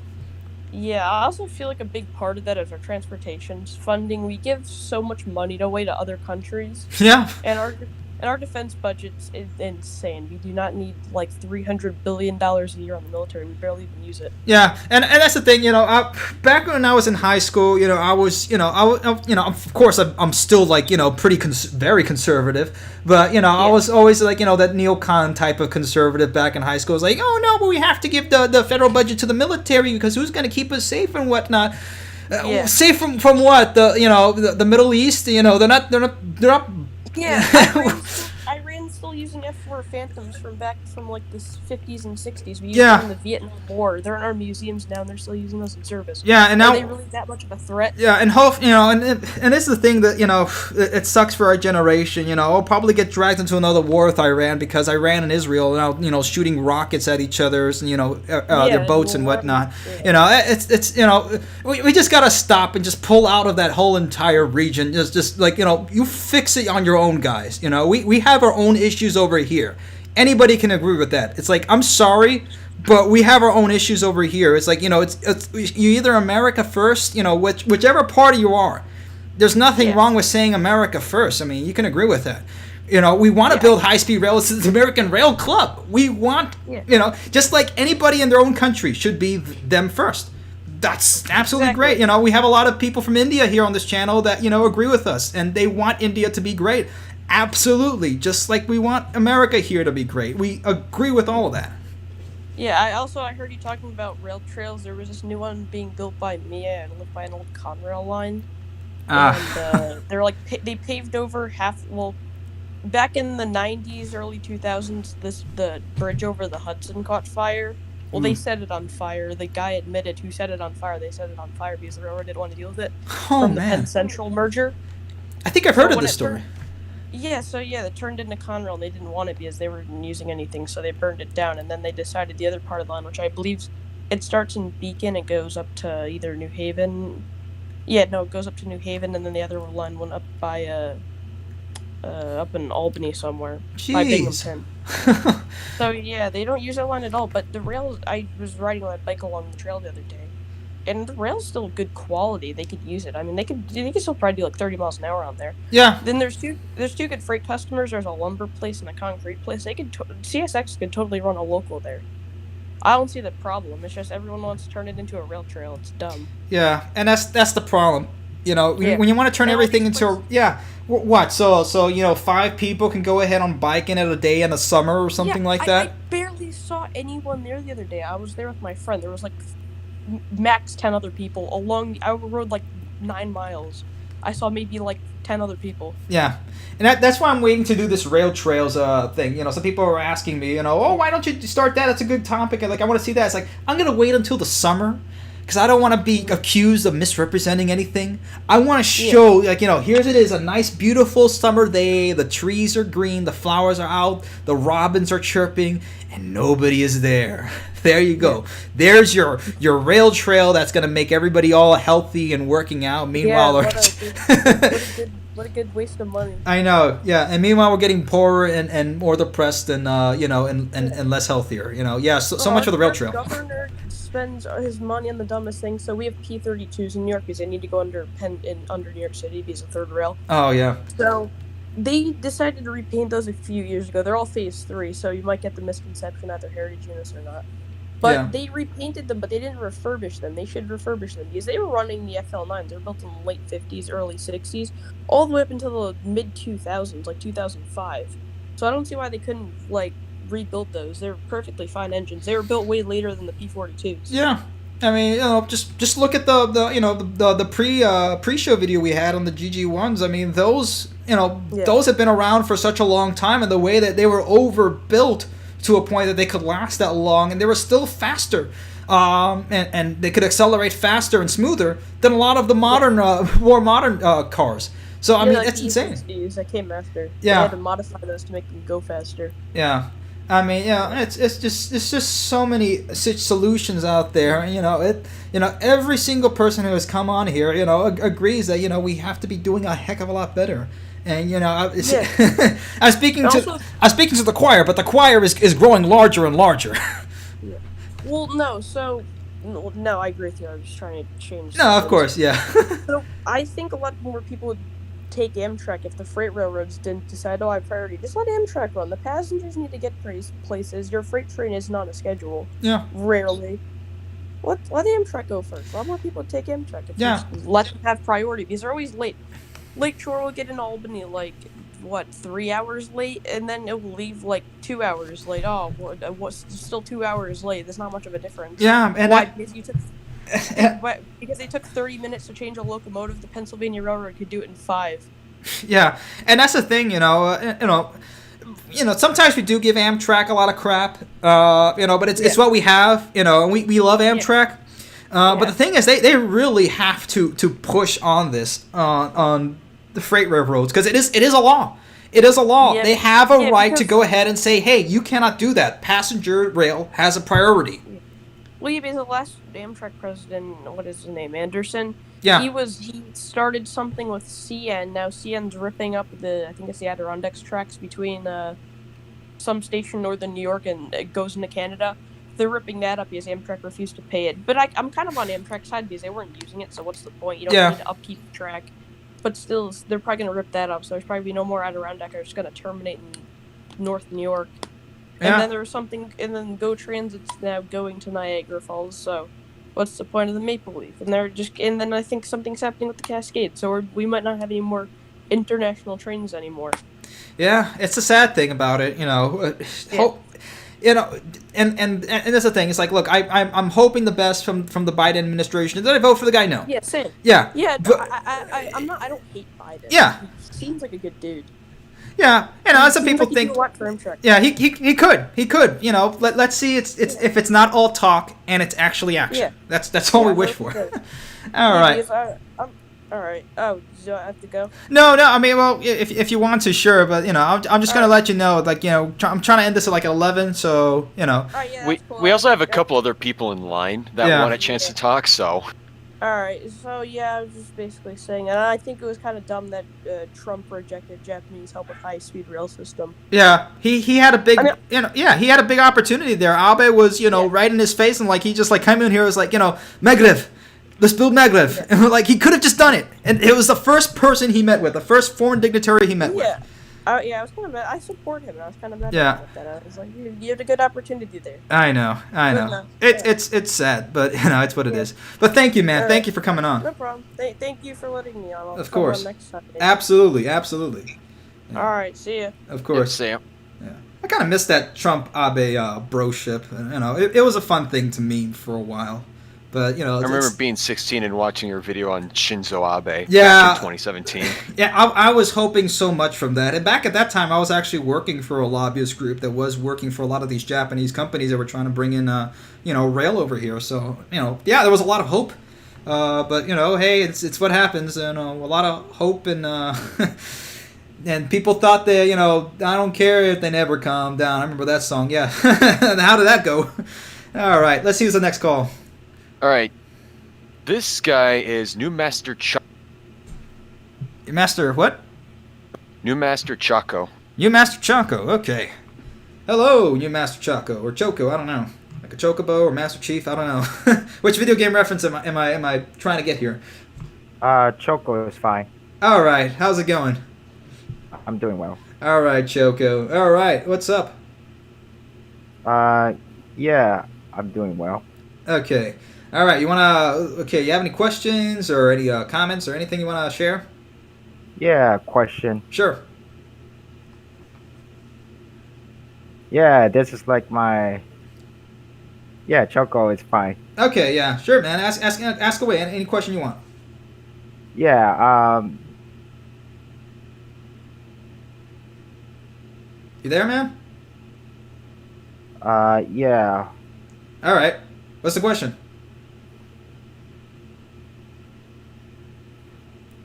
Yeah, I have a question. I'm just wondering, do we have any hope in the high-speed rail here in the States? I don't know what's the problem with the elderlies or the NIMBYs you call it, but to be quite honest, I think they're just very afraid that the world is so changing so rapidly, maybe faster than when they used to be younger back in their days. But I think they should just really give up on holding the grip and just give us younger generation a chance. I mean, what are they afraid of? Yeah, and look, and there's a lot of things you can't really blame them, for everything. It's sure, the decline happened with them, or it started with them, and they didn't do anything about it. But you cannot blame them when you look at some of the propaganda or the things they were taught in the 1950s and 60s by a lot of the education back then. And you really start to look at that, you look beyond them and you start to really say, you can't really blame them, because they were taught, basically duck and cover. The world's going to end, and, you look at some of these older footage from, even over in the UK and whatnot, some of this older footage, and they were talking about, all the, boomers when they were kids, they all thought they were going to die from nuclear weapons or whatnot. So when you're traumatized to that point, you're scared of stuff, and unfortunately that follows along with you. Again, it's not all boomers or whatnot, and there's a lot of them. Hey, a lot of them are the ones that are pushing these clubs. I mean, Rick is a boomer. Rick Harnish, David Henley's a boomer, and they're the ones at the forefront of this. So again, yeah, it's not all of them. A majority of them, yeah, but. But it really has to come down to, really, and even when anybody gets older, they're always going to be, at that point, it's well, I'm old, I'm not going to do anything, I'm just going to live the rest of my life out, Yeah, some generations more than others, but it really comes down to, we can complain that they want to take everything away from us and the boomers ruined everything, or we can start getting out there and saying, you know what, it's our time, let go of the power, it's our time to go ahead and say, we want this. And either run for your loco, some people say, oh, I'm going to run for president. No, don't run for president. You don't have enough connections and lobbyists to go ahead and help you at that point. You really don't want to know how these people get elected anyway.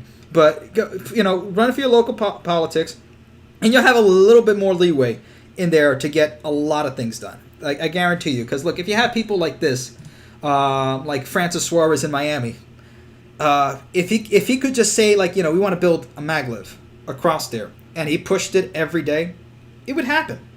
It would happen at some point. But because he's, or I don't know, according to this article, because he wants to push for the Boring Company or whatnot, and he's not a boomer, he's a Gen Xer.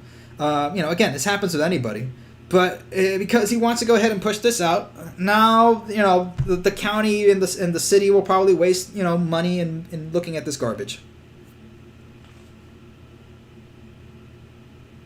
Right. And also my second question is, like, this is more of a personal thing, but is it pronounced Seaman or Simon? Seaman or Simon for what?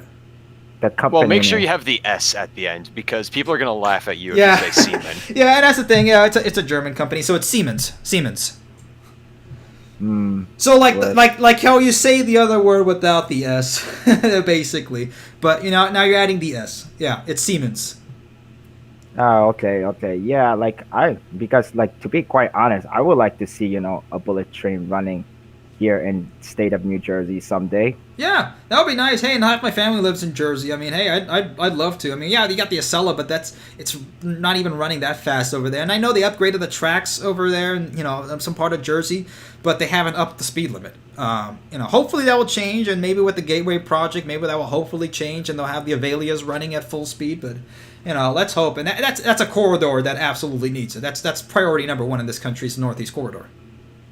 Yeah, Northeast corridors need to improve. Definitely.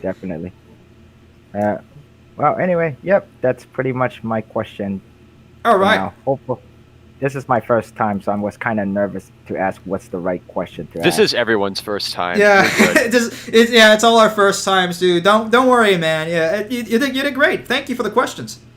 Yes, thanks. All right, good night then. Good night. Thank you. Good night. All right, we're gonna take one more question, and then we're gonna end it there. And I think we should be able to end it on time. It's 10:56. Yep. All right. I brought the Aegis guy back in, and he was the one that didn't say anything, but I'm gonna give him another chance to speak. All right, Aegis. All right, sure thing. You're on. I can't hear you, man. Can you put the mic closer or the volume up? This is everyone's first time. Okay. Oh crap! A feedback loop. It's okay. Don't worry. Aegis, turn the stream off over there so you can be able to hear us, and we don't hear the echo back and forth.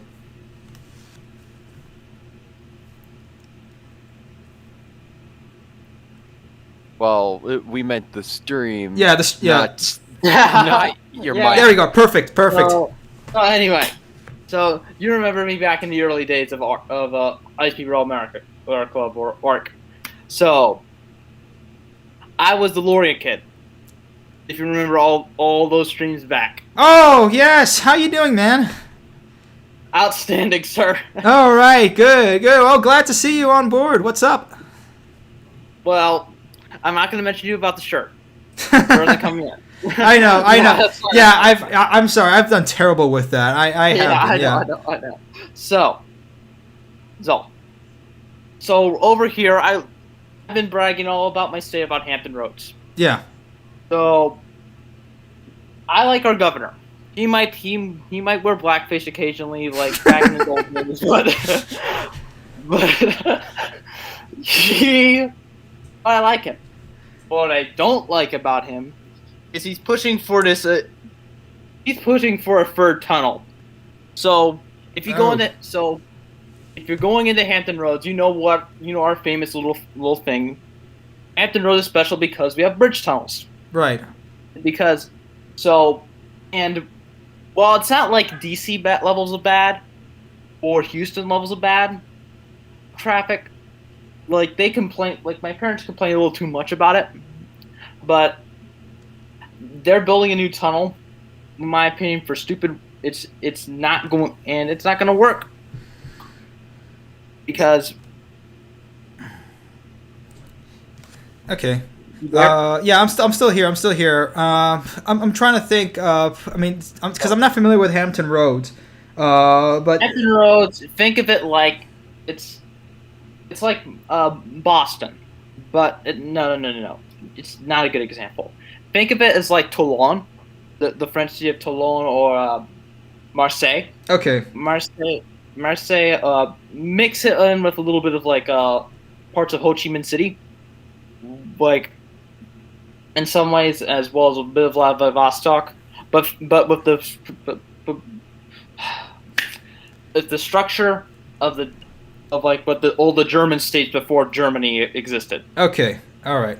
I'm getting a little bit better there. Okay. Yeah. So all right. The thing about me is that I lived in Europe for 3 years. I lived over in, like, my dad's he's part of the Air Force. Okay. So I bounced around over there. Yeah, my fiance was also a military brat, so I get what you're saying. Yeah, so I'm a brat as well. But the thing about in Europe is that I learned how to do high-speed rail well, how not to do freight railways, because over in Europe, freight is crap. Yeah. Like, it's all crap. Like, yeah. You won't believe how small the little freight trains are, just going little around. Like, it's same thing in Japan. It's crap. Yeah, and I'm glad you brought that up, and that's the thing. It really has to come down to, for a lot of people, once you see the other way that it can be done, you come back over here and you're saying, this is so stupid. Why aren't we doing what other countries are doing? And there was another, I think it was Alan Levy. He runs Pedestrian Observations, the blog. And that guy just writes a lot. But he's writing down, as like, when it comes to, doing the, MAGA trains, as he calls it over here or whatnot, it's not about trying to go ahead and do something, for ourselves that's better than everyone else. It's at the point that we're so far back at this point that we have to learn what the other rest of the world has done right and bring that over here, which is why I've been saying, he's like, do what the Japanese have done, or do what the French and the Germans have done. Yeah, I'm saying that. Exactly. Exactly. Saying it. Exactly. Over in Hampton Roads, if you go on a map, go to Google Maps right now. All right, let's do that. So, if you go to Google Maps. Okay. And Google, because DuckDuckGo doesn't really have a good map over here, and I've switched everything to like DuckDuckGo for some reason. And sometimes you get good things, sometimes you're not. Hampton Roads. You're not. No. You just zoom it out to map of like Southern Virginia. Okay. So you will. Newport News, yeah. Newport, Norfolk, Richmond, Petersburg, Washington D.C., Washington, Baltimore. Okay. See how. If you draw a triangle between those two cities. Yeah, I see here. Yeah, that is some good high-speed rail. But the thing about this high-speed rail system is, I think it should be more like high-speed 1 over in the UK with their regional services. Yeah, because you can just pick up like Fredericksburg. Yeah, and here's the thing: the 95 corridor is really a big corridor. That's where really you're gonna get like much of the faster rail. So like you can have like a 200-mile-an-hour line over here, and maybe like a 125-mile-an-hour feeder to go into Norfolk. Like 125, as they call it over there. That's what my fiance says. Like you call it Norfolk. Okay, that's how it's called. Norfolk. Yeah. It's you don't say Norfolk. Yeah. You say Norfolk. Yeah. But I since living in Europe, so the thing about over in is that the problem with rail service in Hampton Roads is that the James River is like, it's essentially it's just a giant block. Think of it as like the biggest hurdle to transit in like the United States. It would be the James River. I see. You have to cater to not only have the river that's blocking, you have the naval base. Which is, in my opinion, a double-edged sword. Because it brings that's where all the revenue comes in from the naval station, but it also dictates how you build around it. Yeah. So the idea is that zoom into like the map around Hampton. All right. Zoom in around here, and there's like this little freight spur right around here. There's this little freight spur out of the CSX Peninsula subdivision that exports all of the. You connect that up here for Newport News. You go through here. This is not a good name. The problem is that you expand out of this little freight spur out here. Follow I-64. Okay. and you can just figure out a way to build you can just build a tunnel under here. Yeah, and just follow the network, follow the margin, right into like Ward's Corner, and build like build a Y. It can just connect it up simply to the naval station. Yeah, right over here. Yeah, over here. Yeah, Norfolk naval station. Yeah. Naval station in Norfolk. Yeah. The problem is that you can't have a unified system in the south side. You can have it in the peninsula. And when I'm referring to the peninsula, I'm referring to the northern side. Right, over here. Northern okay, side, where's Hampton? Williamsburg, probably as far as Toano. Right. Far as Toano, but you can't have it. The reason why you can't have it all the way to Virginia Beach is because of the tide. And if you ever see how to do light rail, but not do it in a good way, but it's kind of how not do it as well as the others, take a look at the tide. Right. The tide, in my opinion, we could have been better if we just kept freight service with the tide and just with Norfolk Southern or sell it to like Genesee and Wyoming and just build it over there. And I definitely yeah, I'm sorry to interrupt. I definitely get what you're saying over here. Really, the thing where it comes down to is like, these solutions have been done like in places like in China and Japan and even like in the Netherlands and places in Europe. They've been able to easily go ahead and build, tunnels that are, easily 4 or 5 miles long. I mean, like I see over here, the 664, that's about like 4 or 5 miles long, and 64 over here is about 2 miles long or whatnot. Speaking of that, so anyway, so I've been trying to create my own website on Wix. Like, it's called Stop the Sprawl, like dedicated to say like there needs to be more than one option just to build. Like, if we're getting new tunnels, we need a train for that tunnel. Yeah. And we can't have it be light rail. It cannot be light rail because commuter rail is going to be the only thing that's going to connect not just Hampton Road, not just Norfolk, Virginia Beach, and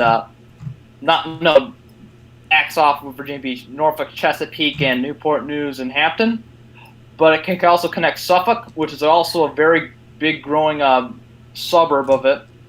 Yeah. Williamsburg, Norfolk seems like it does have like some sort of train station, a light rail system or something there, I think. Or it's pretty small. Yeah, and that's the thing, and it's nice and cute and all to have it, within the city.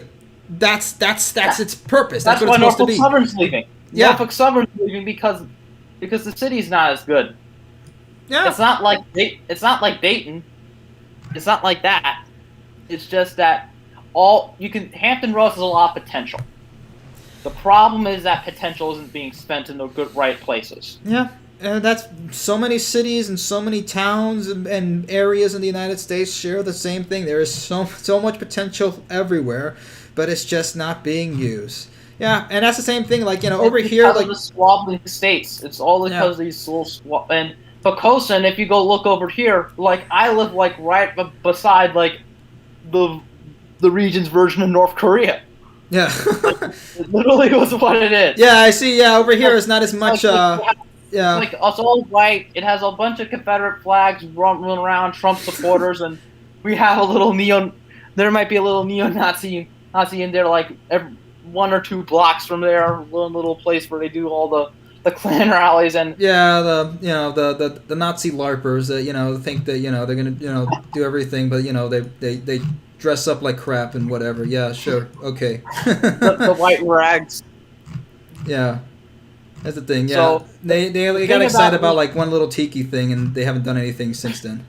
Yeah, but that's the thing. Like it's very similar to where I was in like Miami. Like okay, so like I was over here in North Miami Beach. And over here, like there's just you got mostly like the mainland, and kind of something similar, but it's not as different. There's differences in the similarities, okay. And the thing is that you have areas where you can go ahead and like make like some trained areas, or like you can make some tunnels underneath there. But the thing is like for somewhere where you are, again, a very similar situation, a very similar solution is available. The thing is that, again, when the cities and the municipalities are going to go ahead and do... perfect, this just came up. Stupid things like this, more tunnels for cars and whatnot. You get into the situation which you're calling about, which is sprawl. But yeah, it's garbage. Yeah. And I'm gonna try. That's why I'm saying is that I'm trying to create Stop the Sprawl my little pet project is Stop the Sprawl. Tell you what, it's gonna have ARC. It's also gonna probably be the ARC Virginia page. Yeah. That we should also do that. Like get some chapters and whatnot. We were gonna do that back in college of like High Speed Rail America Club chapters in different colleges. Yeah, and that was. Maybe if I could expand my focus, maybe like from Virginia to Mid Atlantic, ARC Mid Atlantic. Yeah. ARC Mac. Yeah, I would say for right now, get that website done and send it to me so I can be able to get it out, and we can probably be able to do something on it, and you can explain in better detail if we have for your anybody locals there. Website design, I think we need to, if you can get some people on board of that, if Highcast can do something like that. Yeah. Come on.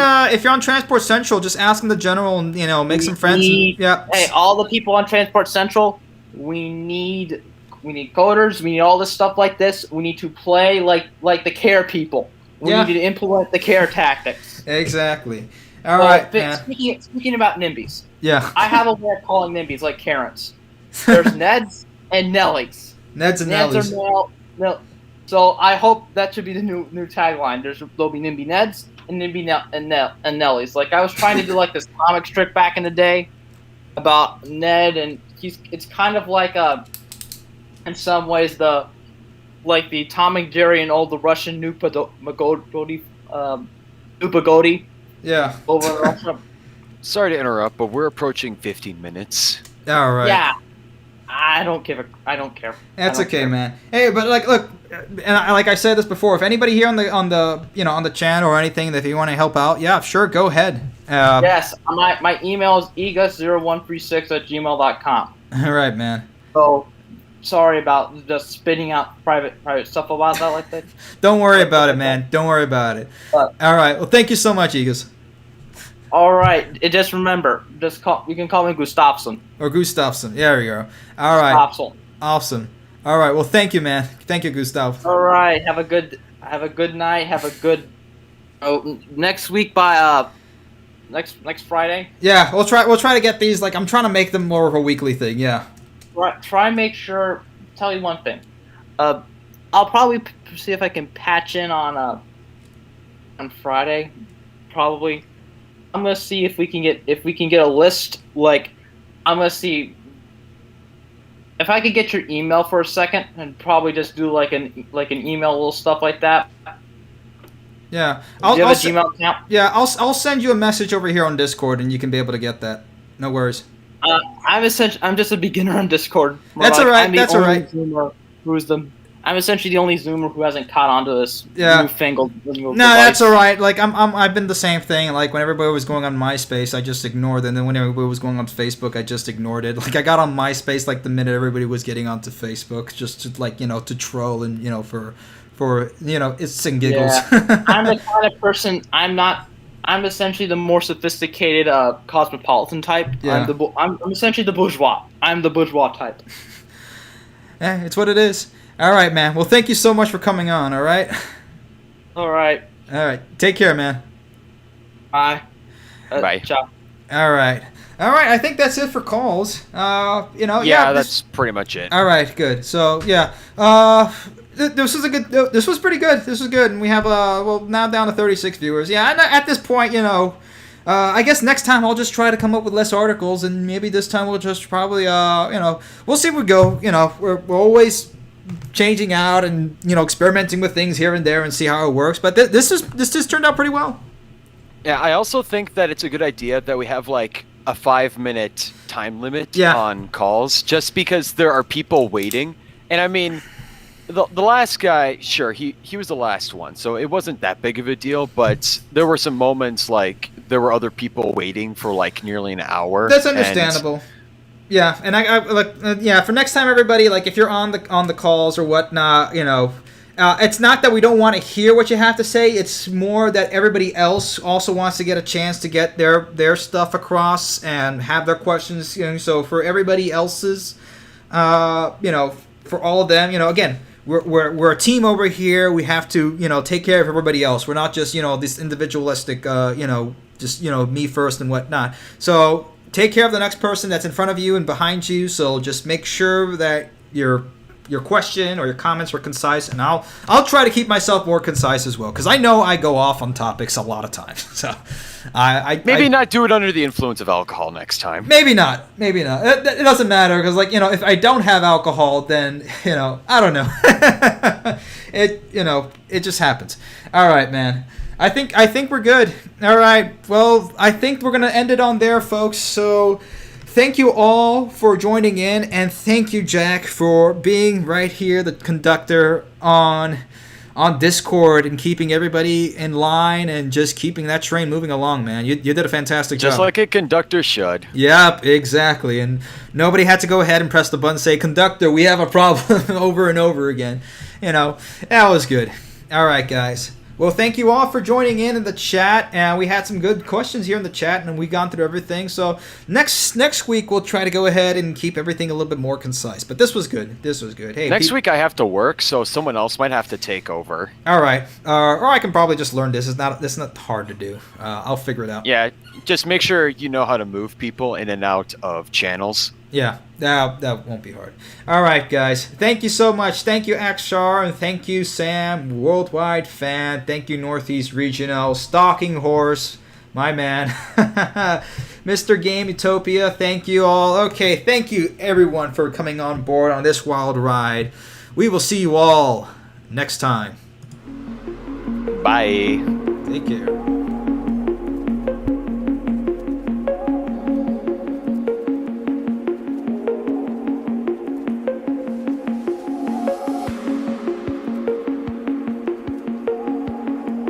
Is it over yet?